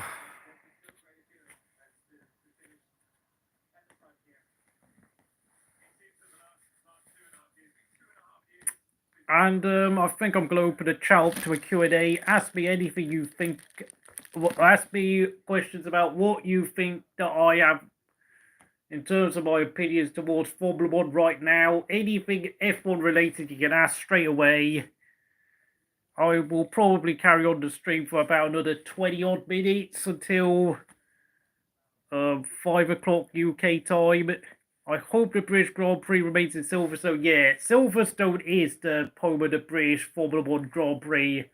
I was talking about how Donington Park used to host a MotoGP race. So, yeah, London Grand Prix would be hideous, yeah. By the way, London has like a, what was it, a ULEZ policy, an ultra low emission zone, which would be hyper contradictory at the worst because, of course, they have a bunch of racing cars driving around parts of London where, of course, people who drive around London have to pay a tax to use certain zones because of, well, partly because of traffic congestion, but also because they just simply want to discourage people from using private transport. It would be an absolute farce. It would be hilarious, to say the least. I just hope we never ever see the day London gets to host the British Grand Prix. I suggest you guys look at the Drivers' Championship and guess who's now okay, let's not go into that conversation. Dude, I don't want to talk about what we argued about earlier on with whatever his name is, because, dude, I really don't. I think now I'm gonna, well, shall we do a race review? George Russell dominated the early proceedings, but when the rain came, he fell into the pack, and then a water cooler issue ruined his race. Lando Norris and Piastri were fighting for the lead, but then Piastri stayed out a lap too long, and whilst the rain was coming down, and he ended up falling out in contention. So it looked like Norris was the favourite to win the race. but in a slow pit stop, candidly to Lewis Hamilton, who controlled the race sublimely to finish, take his 104th Formula One win and claim his first Grand Prix victory in 2.5 seasons since Saudi Arabia in that controversial penultimate race of the season, again, where of course he collided with Verstappen. Verstappen finished second, damage limitation with car damage to his floor, and handling issues throughout the weekend. I mean, if they race in London, we could say, look, kids, Big Ben Parliament, oh. But yeah, all the drivers, of course, Piastri had his race ruined by the late pit stop. Sainz, damage limitation, Ferrari just not quick enough. Hulkenberg, one of the drivers of the weekend, arguably the driver of the day. 6th place for Haas. I mean, Sauber are getting one hell of a driver for their team next year. And I do think Audi are going to try pull out all the stops to give Hulkenberg a race-winning car. 7th and 8th are the 2 Aston Martins. Big improvement compared to their form in recent races. But, of course, Alonso, being to lose that dominance he's had over Stroll the past 18 months, and it's not looking good. I have to say, Alonso just isn't quite as sharp as what he's been. Alex Albon scores 2 points from Williams. Of course, that consolidates Williams' place in 9th place in the Constructors' Championship. Of course, Haas have now leaped ahead of Alpine for 7th place with those huge 8 points, very valuable for the Constructors. 10th place, Racing Bull Tsunoda. I think Racing Bulls remain in 6th place, with Tsunoda adding another point to the board. I'll get to you in a moment, Kiefer. 11th, Sargeant, best weekend. I think probably his best ever race as an F1 driver and the best weekend he's had in his career so far. 12th place, Magnussen, decent race, but he is being heavily overshadowed by his superb teammate Hulkenberg. I think I might do a separate video where I'll upload my driver rankings after I've done this stream. 13th, Ricciardo, bag average. 14th, Bottas, did what he could. I don't think he can do that much more in a Sauber. He clearly had the legs on Zhou in the race, though. Yes, Zhou outqualified him, but of course Zhou's pit strategy totally ruined it. 15th, Leclerc, also another victim of a poor strategy, going on to Inters far too soon. 16th, Perez, race weekend was ruined by spinning off in qualifying yet again, and he got his strategy all wrong, taking all sorts of gambles in the hopes that he would get some random safety car or something. 17th, Ocon. Alpine just don't have a car that was working around Silverstone this weekend. 18th, Zhou. Well, same story again. The 2 retirees, Russell, Cobb, we all knew it. Amazing pole lap, but of course, really unfortunate to see his car break down. Gasly retired. I can't even rate his weekend. His race ended before he even started. So I think you can tell I'm a little bit irritated. Let me just read the comments. Do I think refueling and Michelin tyres should return to Formula 1? That's a really difficult one. That's very much a commercial decision, to be honest. It's not so much a case of, do the teams really want to do what's good for the sport? No, I'm sorry. I think you've got to realise refueling is banned because, of course, Formula 1 is on the whole carbon neutral, net zero bandwagon. So, you know, seeing a bunch of people pouring fuel into the cars is just bad for the sports image, I'm afraid, in this world which is now dominated by the climate lobby group. Michelin and Bridgestone obviously have no interest in creating tyres that artificially deteriorate and produce wacky races. Hence why we're stuck with Pirelli for probably I don't know how many years, to be honest. We'll probably have Perez in the sport until 2030. Russell is still ahead of Hamilton by 1 point, by the way, yet.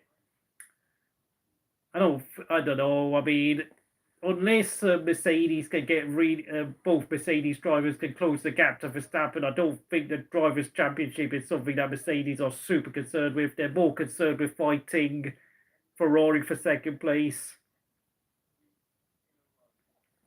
How much grief would Leclerc be getting if Perez wasn't doing as bad as the driver in the top team not delivering? I'm trying to think.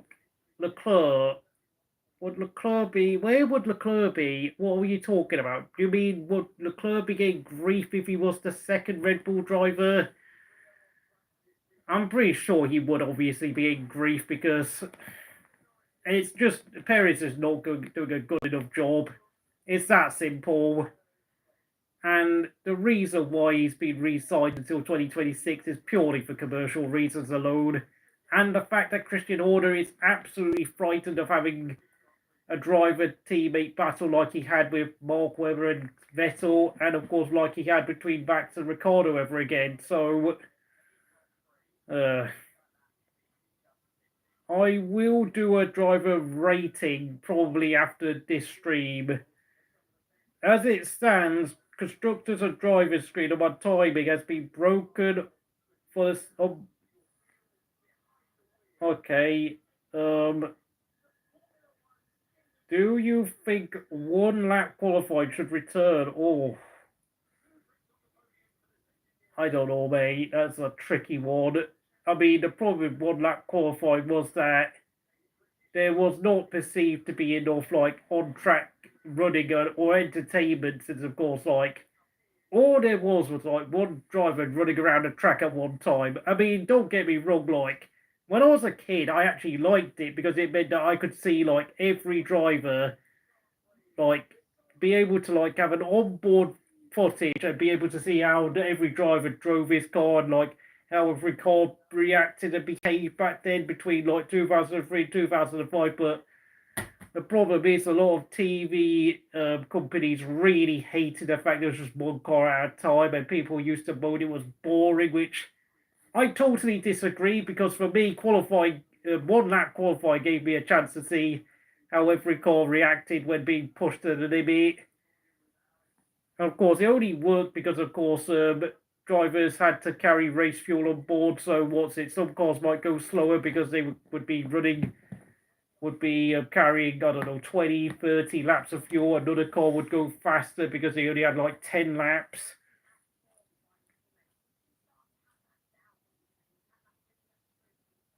Yeah, it was banned for safety, but I think it's more the perception that people would have if it returned. I think that's the problem. I think, obviously, yeah, you could allow refueling, and it would actually allow,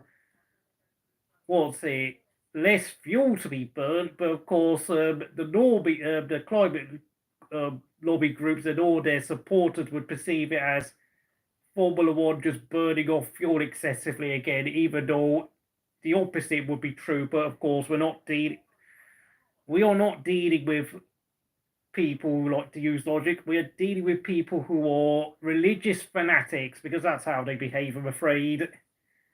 Yeah, Verstappen and Norris's trophy were pretty interesting, but I forgot because of course they are like supposed to be traditional British victory trophies. Mercedes are 74 points behind McLaren. Merck might come third in the constructors. Yeah, the battle for third place is between Mercedes and Ferrari. I beg your pardon. I keep forgetting about McLaren.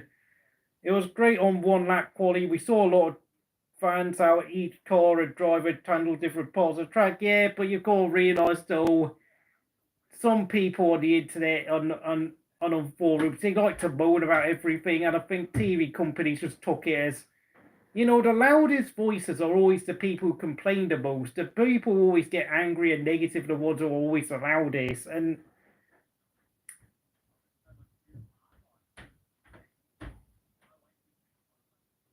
I think Mercedes can get third because Ferrari are just simply not capitalising on every opportunity. Yeah, Mark Webber's like 6 foot tall. Like, I know back when he used to race, he used to weigh like, his natural weight is like 13 stone, but he had to slim himself down to just over 12 stone. And of course, I know as he got older, it made him like, I don't know, apparently he was still having fatigue issues, or I think it made him more susceptible to like hurting his stamina and his body strength and his, I don't know, even his mental well-being, because of course the old cars, there was no driver ballast included. Of course, I know Bottas had also had problems with having to keep his weight down because, of course, in 2019 they did introduce a driver ballast rule where 80 kilos would be reserved for the drivers. So someone like Bottas doesn't have to suffer anymore with weight loss. Yeah, and zero padding in his seat. Yeah, that was horrible. That's probably why Mark Webber ended up quitting driving racing cars after like 2016, where he, I think he won the WEC championship for Porsche in 2015. Of course, but I think his experience in Formula One had pretty much shortened his career because he just was like, well, this is not that enjoyable, is it? Hamilton fans will have a fat war between with the Tifosi. Yeah, I think there's going to be some Tifosi fans who don't like Hamilton's political views. I mean, if you ignore the fact that Hamilton's been a long-time rival, I think you've got to realize some of the right-wing factions of the Ferrari fan base are going to find it a bit difficult to stomach having Hamilton around. I know Webber, when he used to drive for Jaguar, and I think Miss Williams was brilliant. But yeah, I think the new rules for 2009 affected Webber because, of course, the cars started to have more banners put at the front of the cars, which meant that just totally was it. With Webber weighing like 76 kilos, that upset the balance of the cars quite a fair bit with the new slick tyres, the smaller wings. Just totally like reshaped the balance of the cars. And of course, I know Webber became quite bitter in his battle against Sebastian Vettel, who of course, Vettel only weighing like, what, 62 kilos? Yeah, Norris is really now, I've said this many times, Lando Norris does have a huge whiff of Rubens Barrichello about him. Really, there's just something that's just not clicking right between Norris and McLaren in terms of clinching these race wins, you know, not being able to do fast enough out laps, fast enough in laps, making the pit stops done at the right time. It's these very little margins and very little details that is definitely costing Lando and his team right now. Yeah, I mean, Norris, that's the problem. His pace, when he really needed to be like banging in fastest laps, it just didn't come. I mean, Lando's got the talent, but he just doesn't have the race management or the racing IQ to really, and that urgency and that ability to switch on at that crucial moments, like to win a race. It's kind of a bit like, you know, when you see a very technical football team, like, I don't know, I'm trying to think, Arsenal try and like score points to win a Premier League. They're always missing that little bit extra to get those results when they need to help them fight for a Premier League. Piastri only finished 5 seconds behind Norris. Yeah, absolutely. I mean, Piastri, I think, is definitely one for the future at Woking. He's only 18 months into his Formula 1 career, and I have to say Piastri has done pretty remarkably well against the considerably more experienced Lando Norris, who, of course, is now in year 6 of his career. So, I mean, Piastri is still a developing driver. Norris is fully developed, but the problem is his ability to win races and get the job done is a bit questionable. Yeah, Haas have definitely sorted their car out, but we have to realise, I think that's more because Hulkenberg is definitely dragging that team forward. Sent to Barrichello by Calvin Klein. Oh my God, don't even get started.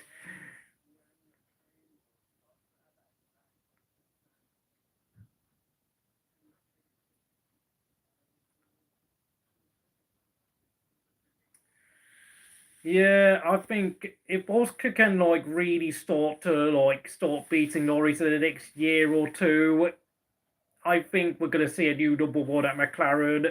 I know there were a couple of Norris fans saying, "Oh, I think you're overrating Piastri," but it's like, dude, just you watch Piastri get into his stride, and we're going to start seeing Piastri replicate that Formula 1 in 3 consecutive junior titles in Formula Renault, Formula 3, and Formula 2.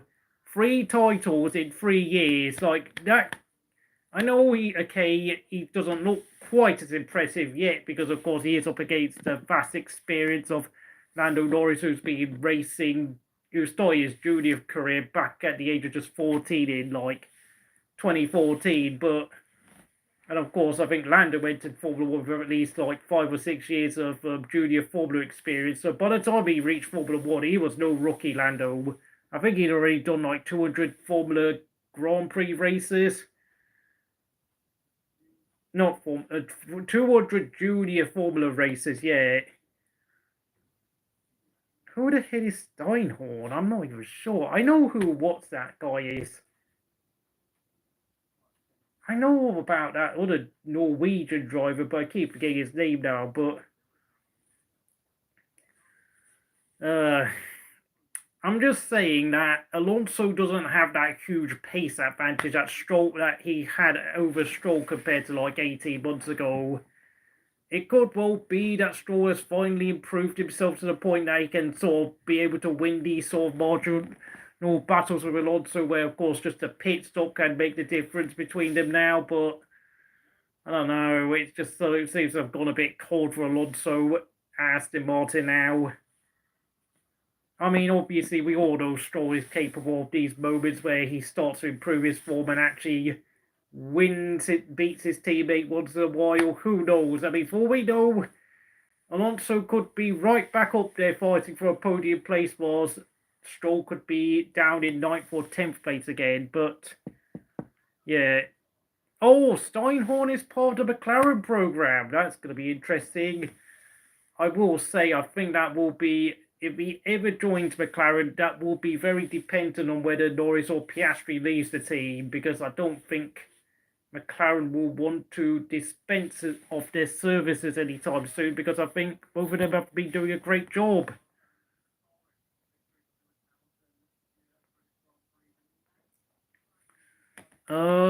And if you want, you can ask me more questions, another Q&A about anything Formula 1 related, anything motorsport related, since of course there is no football on today. I've not had an opportunity to say that now for practically a month. Yeah, look, I'm not a fan of Lance Stroll, but we've got to give credit where credit is due. Lance Stroll is doing a bit better recently. He's not perfect, and I will say I would obviously love to see another driver in his seat, but if he continues like this, then maybe he is making a case for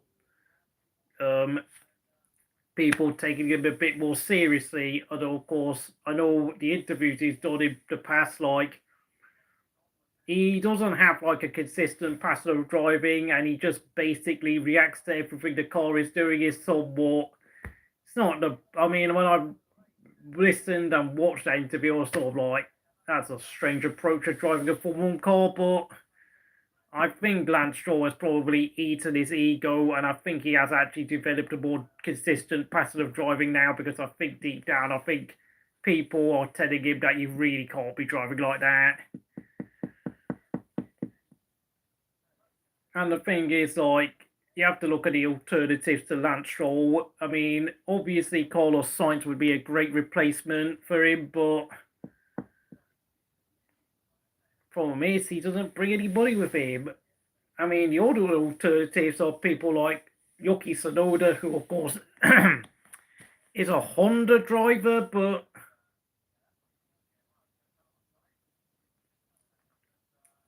I mean, even recently, he did lose a couple of races to Ricciardo, so I don't know.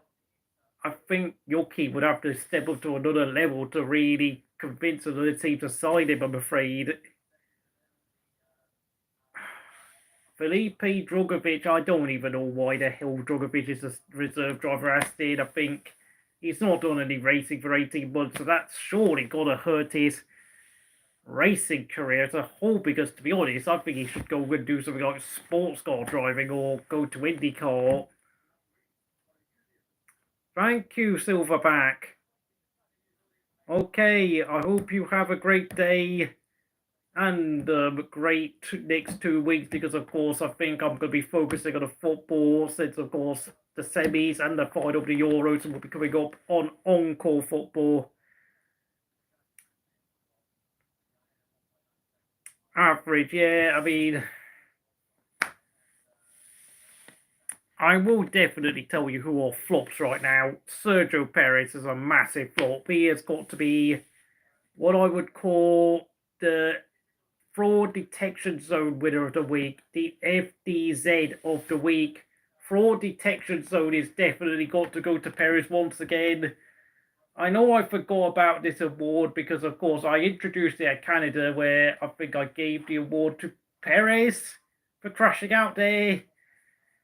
My God, the way he's driving, he's definitely the worst driver on the grid right now, regardless of the fact he's driving a Red Bull, because for a driver with his experience and the fact he has 6 wins to his name, this is beyond laughably poor.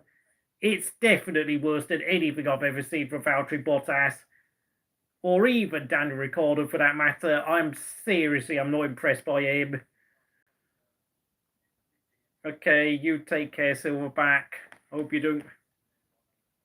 Of course, I know Chazzer HD couldn't do the stream today because he's feeling ill, so I thought I might as well step in and do it, because I mean, I was actually planning to do a post-race review, and I was going to chat to Chaz with all of you lot, but of course he's not here, so, because I know Chaz does have a habit of having to, like, skip streams, because obviously he has quite a few personal problems. I don't know what his personal problems are in particular, and frankly, it's not my issue, but I hope he gets well and gets on the right track. I don't know what they are exactly. It's not for me to speculate because it is a private life issue.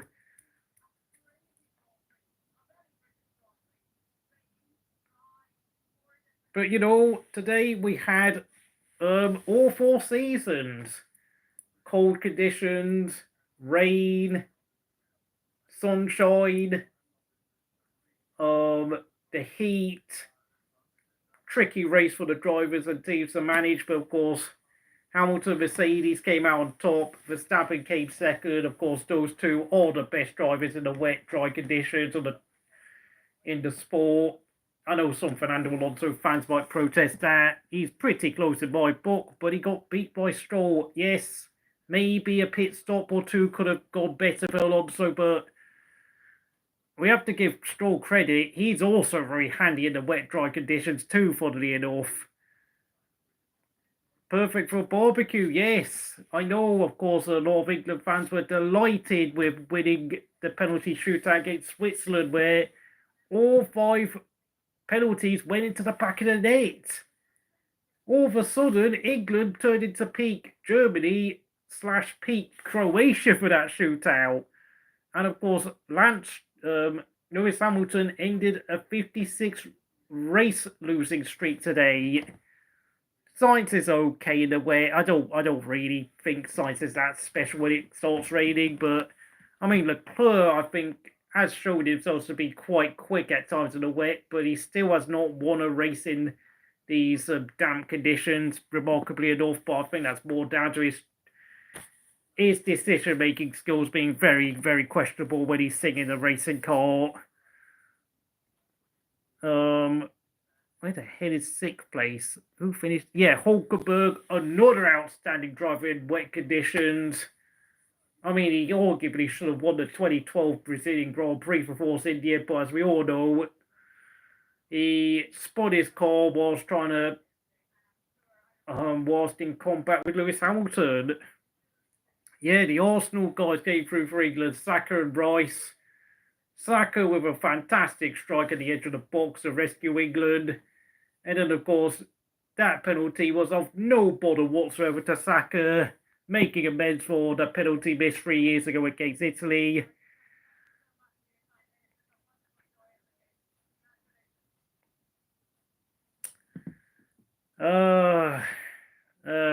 Yeah, well, all I'm going to say is that if there's some fluke race that occurs later on this year and Bottas finishes 8th, I don't think Sauber or any of the team bosses are going to care about the fact that Bottas has fallen down to 21st place, because, of course, we have to remember, I mean, Ollie Behrman got to drive a Ferrari for a race at Saudi Arabia, and, of course, Behrman will be driving for Haas in 2025. There'll be 4 British drivers on the grid next year. Total Wolf. Oh, yeah, he likes to spend money on hair dye, definitely. I can see the grey streaks in his hair. It's just that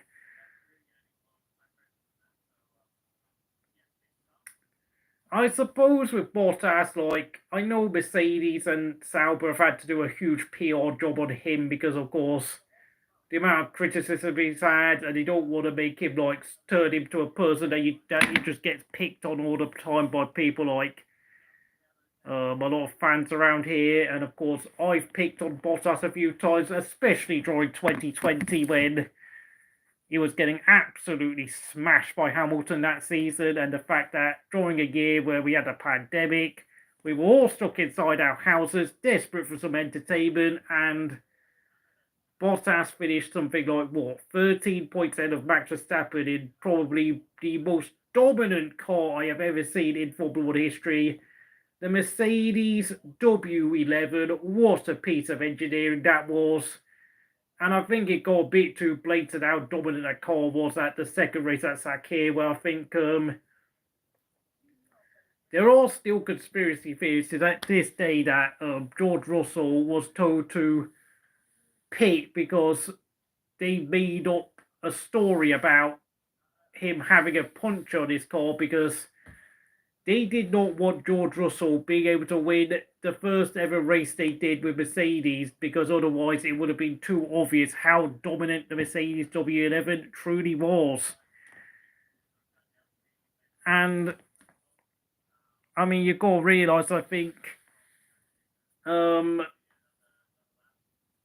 maybe Toto Wolff probably had in his head that if he allowed Sergio Perez to win the race that day, that it would encourage Red Bull to sign Perez up for the next, 4, 5, 6 years, which is what happened, funnily enough. So, I mean, if that was a plan between the Mercedes hierarchy to allow Perez to win the race, so they would go to Red Bull and potentially block a pathway for a potentially good young driver to join Max Verstappen at Red Bull, I think Mercedes did their job well.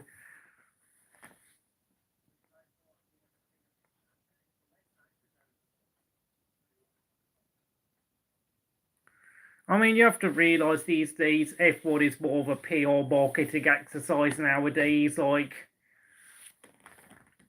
I really do miss the days where, like, Kimi Räikkönen could do an interview with, like, F1 magazine and say, I do not fear Michael Schumacher. I just see him as another driver on the track.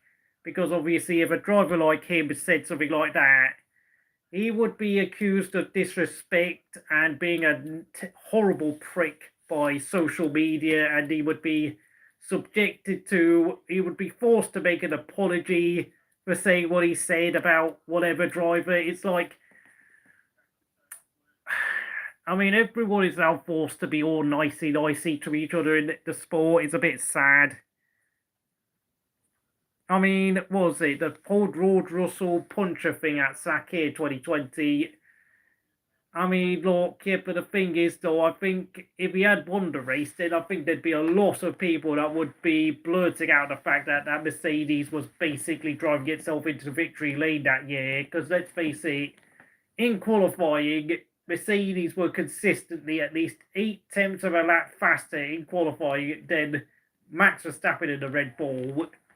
That car basically drove itself to victory. Like, I'm not joking you, Mercedes could have had a driver's lineup with something like, I don't know, Lance Stroll and maybe Antonio Giovinazzi together, and I think they probably would have won the championship, both drivers and constructors. I mean, maybe Max Verstappen could have overtaken one of them for second place in the drivers' championship, but I think with how fast that Mercedes was, I think both one of those two drivers, Stroll or Giovinazzi, would have won the drivers' championship, and I think the other one would have done enough to help the team get the constructors for what was a 7th consecutive constructors win.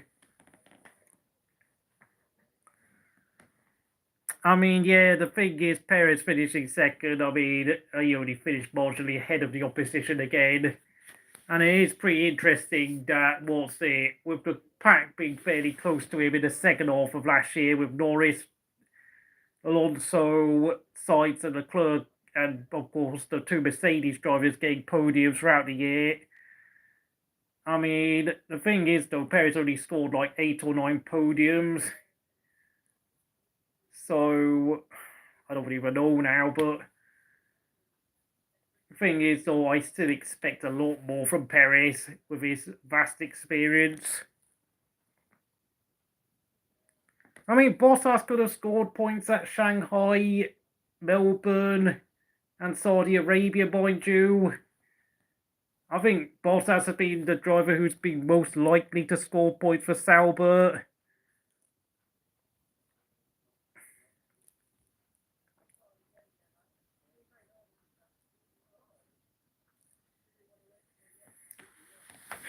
This is such a difficult one because the way Bottas finished second in 2020 and of course Perez did likewise last year was, I think, well, you've all realised Bottas was only fighting Hamilton and Verstappen for most of that year.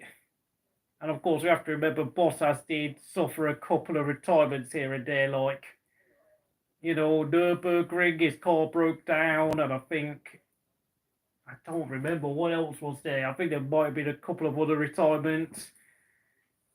I know the radio message he came out with at Russia after he won the race was, "To whom it may concern, F you," which was exactly the same radio message he came out 18 months ago when he won the 2019 Australian Grand Prix shortly after his personal sponsor from Finland abandoned him and cut ties with him. I mean, the problem was that was the second time he did it. I was just basically like, the first time I understood why he sent the message, but the second time it seemed more like a stab at the fans and anyone who criticised him in general. And I thought, God, you're a bit petty, my friend. But the fact is, Mercedes did manage to win an 8th consecutive Constructors' title with Bottas in 2021, despite, of course, Max Verstappen beating Lewis to the title for drivers that year.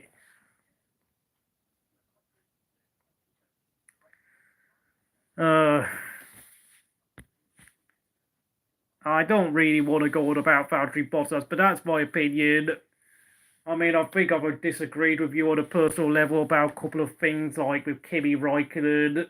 I mean, I'm always going to defend Kimi Raikkonen, I think you know that. But we've also disagreed upon on Daniel Ricciardo, but I think with Daniel Ricciardo, I don't even know where he is at personally now. Like, Daniel Ricciardo can still produce decent races here and there, but I mean, how he's ruined his own career is absolutely 100% his own fault.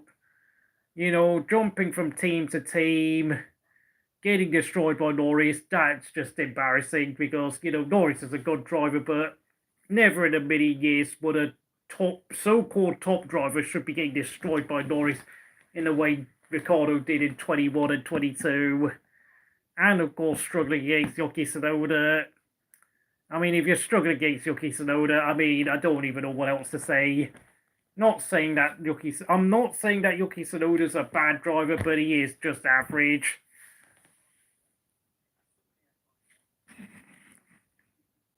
Yeah, that's a close one, isn't it? 2021. Who had the best car? I think it changed from race to race between Red Bull and Mercedes.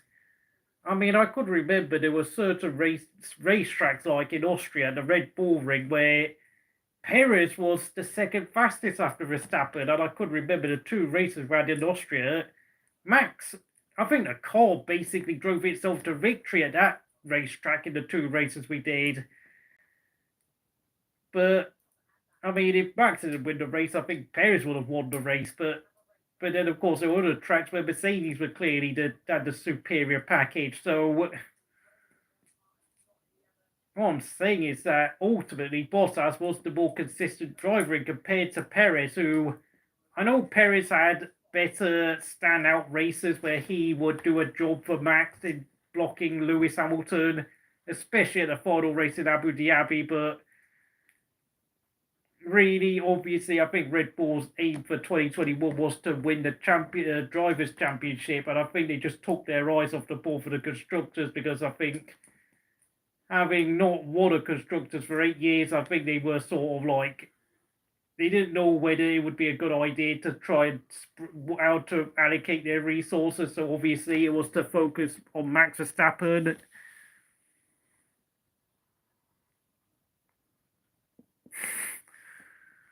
Oh my god, Valtteri Bottas is not that charismatic anyway, so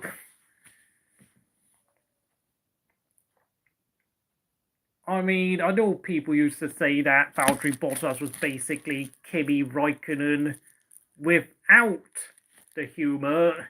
I mean, that was what a lot of people said back about Bottas in 2017 because, I mean, honestly, I don't know what Valtteri Bottas is like in real life, whether he really is a weird, eccentric, kooky character like the PR companies like to say he is, but I'm just saying, back in 2017, he just looked like another driver on the grid in terms of his personality. Yeah, I've got to say, Hamilton messed up at, what was it, Imola, where he spun off and he got a huge dollop of luck when, of course, Russell and Bottas collided with the red flag, bringing Hamilton back in contention in a race where on another day, he probably would have ended up 7th or 8th place. And then, of course, the two collisions, the collision with Verstappen at Silverstone.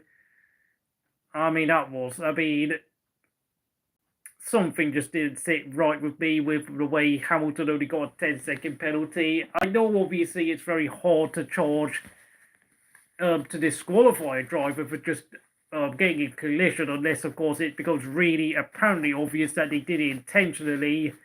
Of course, luckily for Hamilton, Leclerc's tyres deteriorated towards the end of the race and he won the race there. And, of course, the collision at the start of the Hungarian Grand Prix where, of course, Bottas missed his braking point, wiped out Perez, damaged Verstappen's car quite badly, and Hamilton was able to escape the incident unscathed. And thanks to Vettel's disqualification, picked up 2nd place.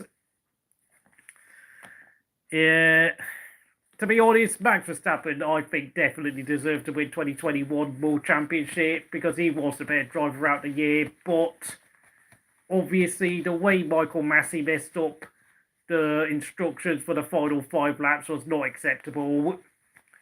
I mean, he should have made a decision and stuck to it. Like, if he wanted to finish the race behind the safety car, he should have just stuck to it and be like, yeah, that's it. He should have been prepared the moment he had to bring the safety car out for the TV crash to say, I'm going to bring the safety car out for this number of laps and then I'm going to withdraw it and I'm going to allow lap cars to unlap themselves now. But of course he hesitated and then he changed his mind, which was a huge mistake. I think that was him panicking, and the fact that obviously having Total Wolff and Christian Horner shouting in his ears made it much harder for him. I'm not saying Red Bull had the better car. I'm just saying that from race to race, it would always change in terms of who had the better car between Red Bull and Mercedes. I think Mercedes had the better car on the faster power tracks, whilst Red Bull had the better car around the slower, twistier tracks like Austria and Monaco. That's all I'm saying. Yeah, it's such a controversial championship with 2021, but then, of course, you can say that about 2008, where, God, that year's such a headache. I know Felipe Massa's been apparently going on court trials trying to get that championship result overturned. I mean, obviously what happened at Singapore was really, the FIA should have investigated that result ASAP. But I think if I was in charge of Formula One, I would put a policy in charge where you can challenge the result for the race for the time period will be of a limit of about 2 weeks, and then once that 2 week period has expired, the race result will stand.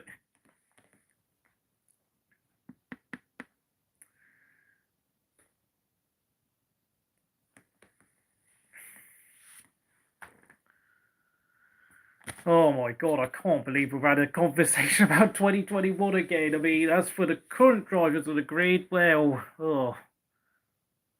why not talks about Tsunoda? I don't really think there's anything interesting to say about him. Scored a point again. He's doing the maximum he can, to be honest. I don't think he can improve any further now.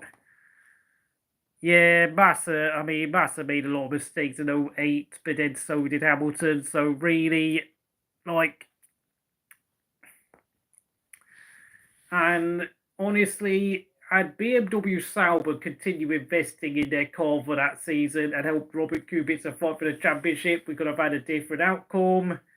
Kimi Raikkonen, of course, I don't know how much the suspension changes affected him, but had his engine not blown up at Valencia, had he or his team made the right decision on tyres at Silverstone, which of course might have put him in contention to win the race that day, had he not collided a suit at Monaco, had he, I don't know, let's just say the whole pit stop, the whole PK crash thing had not happened at Silverstone.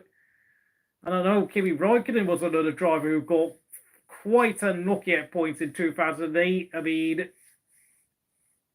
let's be honest, you could do a simulator of the 2008 season and again, and I think you could end up with like 4 different champions again and again if you like replay that season 10,000 times on a simulator tracks, on like a simulator system like that you do with all those like mathematical simulator things, like with Football Manager, like with a simulator system.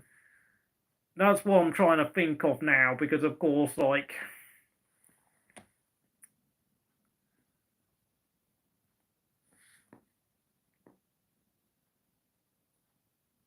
I mean, honestly, if you replayed a race on a simulator in 2008 on, I don't know, some video game, I'm pretty sure Hamilton would come out champion maybe 30% of the time. Massa maybe 25%. Oh my god, and then maybe Kimi would have come out champion on another 20%, Kubica on another 25%. I don't know the probability, but it was really close between those 4 drivers throughout the whole season. I mean, that's what I'm saying. Well, Kimi did make mistakes, but then so did the 3 other contenders. Like, for we know, Hamilton could have been at 20 points behind him if other things had happened. Oh my god, say Regara, please stop fighting with Will. It's not worth it. Just stop it.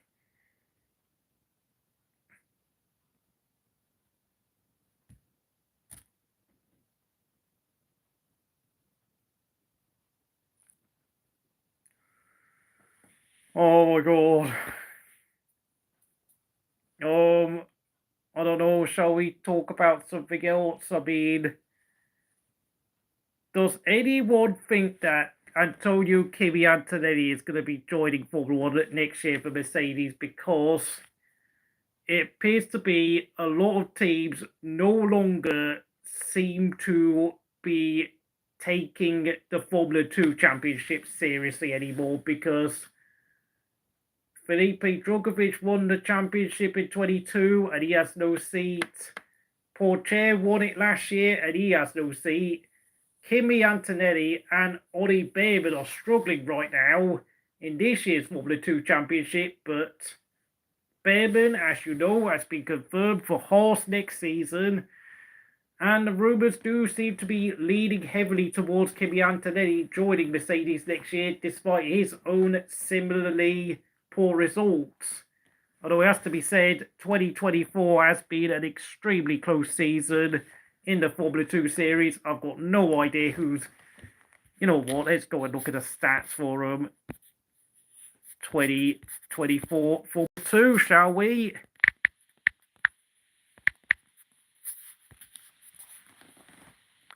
Yeah, I think that's what I'm trying to say. It's not a firm indicator of every driver's abilities and skill sets.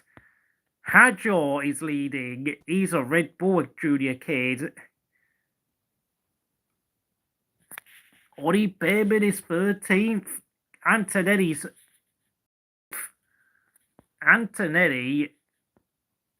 took his first race win of the season in the sprint race this weekend at Silverstone.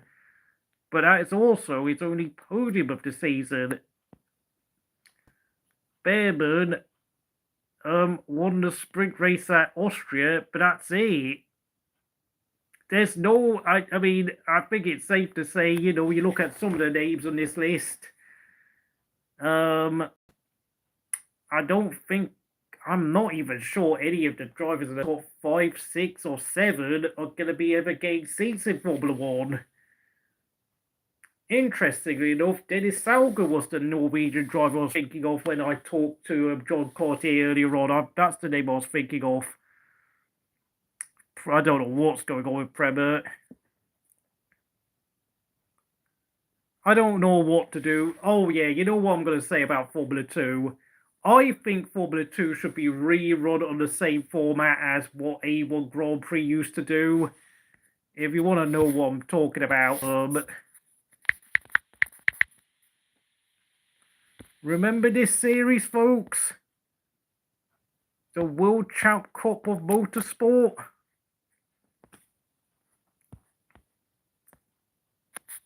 Let's just read it. 2005 and 09, competitors represented their nations as opposed to themselves or a team, and it was promoted as the World Cup of Motorsport.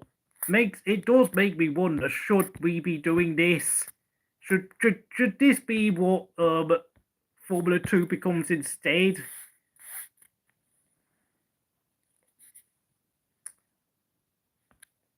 I don't know, low at Formula A1 GP. I don't know why you're laughing, mate. I mean,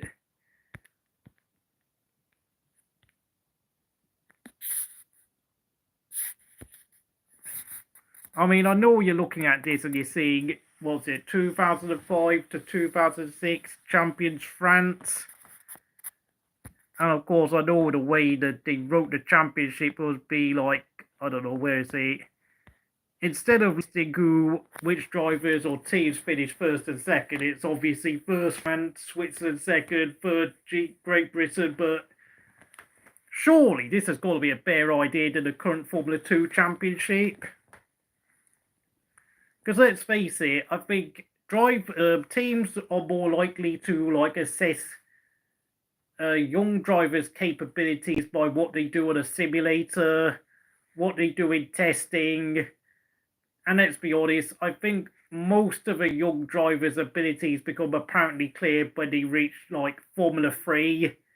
I think it's pretty clear if they've got the speed and the talent by the time they reach Formula 3 and they are capable of winning races, then they're F1 material. But of course, because of course by the time you reach Formula 2, of course there are a lot of paid drivers around. I don't know if there's any paid drivers on this list. Yes, there are actually. Number 20, Czech Republic, Romeo is a notorious paid driver. I think in the past we used to have, what's his name? Son of former F1 driver, Johnny Cocotto Jr.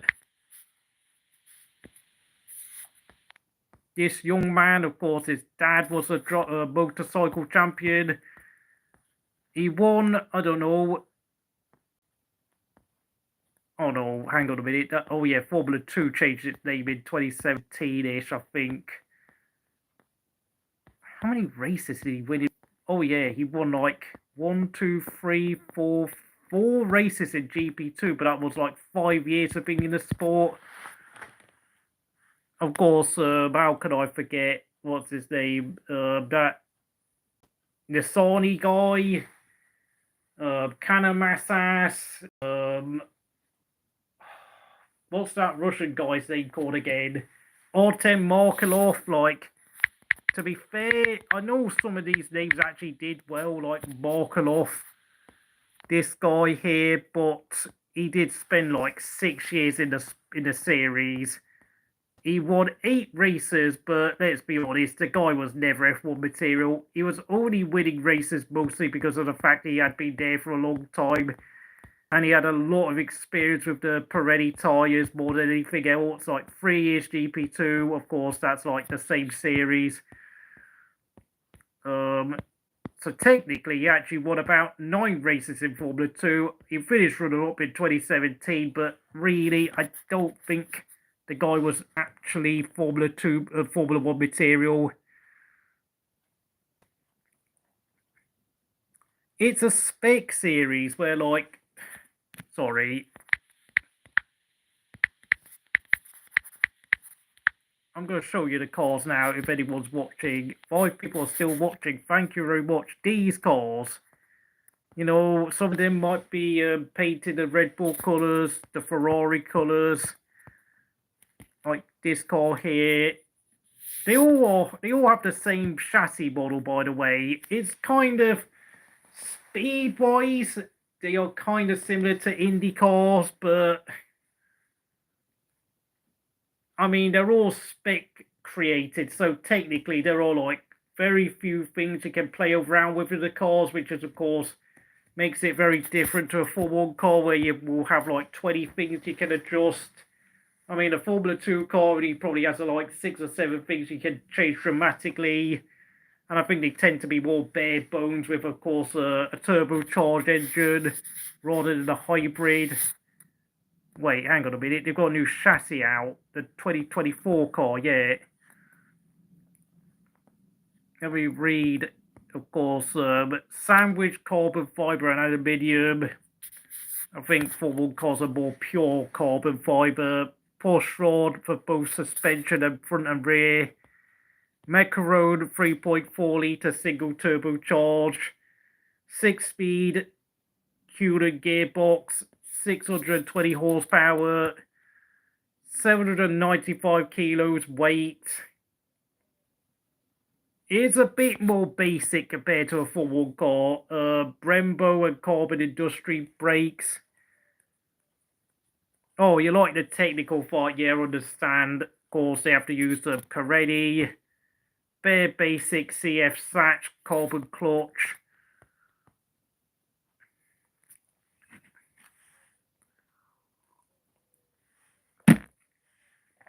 I'm just saying, I mean, the Formula 2 car is just a much faster version of a Formula 3 car. Now, I know the A1 GP series was also a spec car, but at least by representing a nation, you could always sit there and like show off, like get like people to rally behind your country instead of you as a person or your identity or your name. I'm trying to think because I know what's the A1GP saw countries from like Malaysia win a race. Where are the statistics gone? I'm trying to think. I'm trying to see where were the stats. Oh, this is so annoying. List of A1 teams. I'm gonna see. Do they have to? Race wins, yeah. Malaysia won like, I think Malaysia managed to win like 10. No, they won 5 races with what's his name, Alex Young. Complete drivers, yeah. Alex Young won a couple of races in Czech Republic, Holland. Mexico, China, of course, all of them with Alex Young in the car. Oh, right, that was Fauzi who won at Holland, but yeah, I think it was obvious. Alex Young being the ex-F1 pro who was teammates of Alonso and Mark Webber was always going to be their main breadwinner of the team. I mean, that's the thing. It's like the motorsport Olympics. Like, you drive your car painted in your country's colours rather than down a sponsor or your own team's brand identity like you do with Ferrari or Mercedes. Like, I think the A1 cars were only a bit slower than the GP2 cars at the time, but because the problem with GP2 is that, you know, everyone comes out and says, I drive for Prema, I drive for Trident, I drive for, I don't know, Carling or whoever they drive for, or ART Grand Prix, which, let's be honest, no normal person in the real world knows who these teams or brands are. Like, that's just a brutal truth. Like, it kind of explains why international football is really big, even though, like, hardcore football fans, club fans, don't really enjoy it, because you are competing for a national identity rather than a local club identity, which, you know, I mean, you could be like a footballer who plays for, like, I don't know, NK Maribor in Slovenia, but of course, no one in the real world knows who the hell NK Maribor are. That's just the truth. And hence why, of course, we'll see club football, despite offering a lot of money to the players involved, ultimately is segregated to pay TV, because, I mean, let's face it, it's really something you do on a local level, despite, of course, the whole infiltration of foreign players into the big national leagues these days in the past 30 years, thanks to the introduction of the Bosman rule. Does anyone want to ask me any more questions? Because, of course, I might be having dinner soon, so hang on, I'm just going to ask a question. Mom, what time are we having dinner? What time are we having dinner? Soon as. I'll stop streaming in a few minutes' time.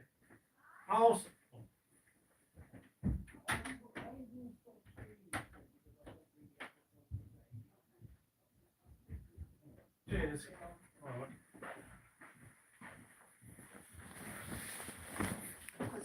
I think you have wanted dinner about 6:30. Okay. Okay, cool now.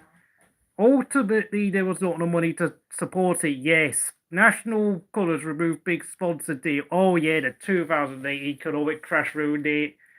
Yeah, but I'm talking about Formula 2. It's going to be a support series. That's what I'm going to talk about. I mean, obviously, you could make a few rules to make it so that the sponsors could have, like, a space to have the sponsor decals all over the engine cover. Trying to think, what did Malaysia's A1 car look like?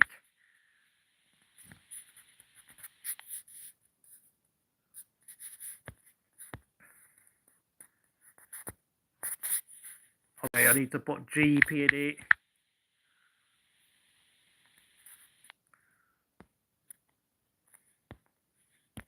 That's what it looked like broadly. I mean, you could see like a Proton on it and some company advertising Malaysia. And of course, they had Ferrari on the side panel.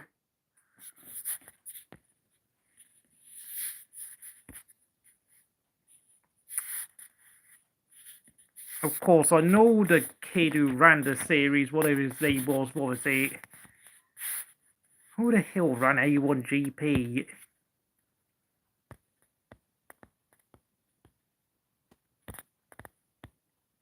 Hacked. Oh my god, I can't read that guy's name. This guy. Oh my god, Mactum. I just call him Mactum. Of course, he came from a rich family, the A1GP series in Dubai. founder, president, and chairman of A1GP.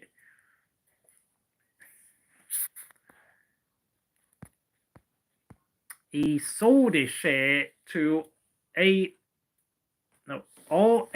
Capital.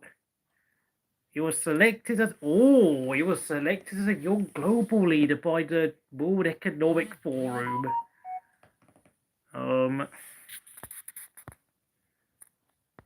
Oh yeah. Let's go and read the rest of the story about A1GP. Oh yeah, Tony Texera and Brian Mendel were the sales and franchisers, the executive directors. Oh, and they received backing of the FIA, so...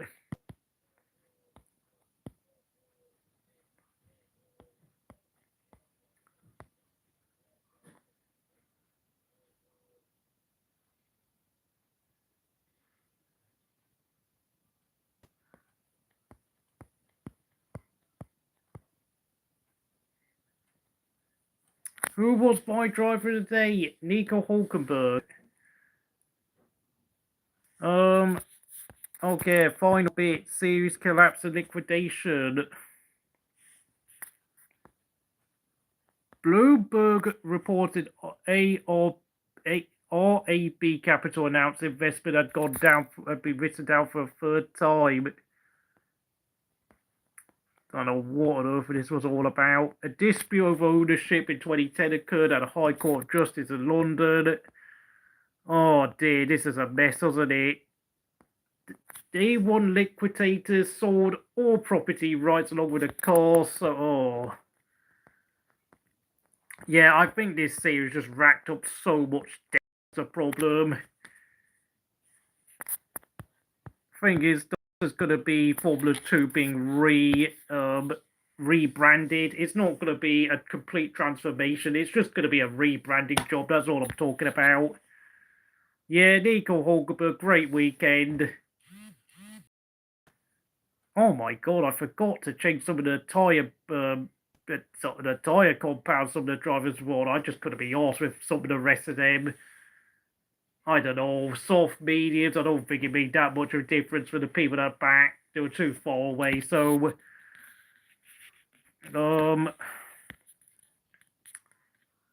yeah, thank you for all the views. This has been much appreciated. Of course, Lewis Hamilton won the race. I think you know that by now. Verstappen second, Norris third, Piastri fourth. Russell retired. Fifth was Sainz. Sixth was the very impressive Nico Hulkenberg, my pick for driver of the day. Sergio Perez was my pick for fraud detection zone of the day, since of course DRS will be getting abandoned for 2026. So I decided Formula 1 needs a new acronym to come back in the sport, because we love our acronyms in Formula 1. So yeah, FDZ of the day for Perez. Once again, flopping again. Don't even know why he's there, but of course he's there because he's got all that money from Carlos Slim, Telmex, and the fact that Christian Horner doesn't want another teammate battle to occur at Milton Keynes, and the fact that Christian Horner has got, what's going on with that ongoing investigation, Christian? I know, back in February, he was put in an investigation for apparently breaking, inappropriate behavior towards a female colleague. I still don't know the results of that, and I think we might never do. Herbert Marco and Jos Verstappen will have been making a lot of noise in the background after that happened.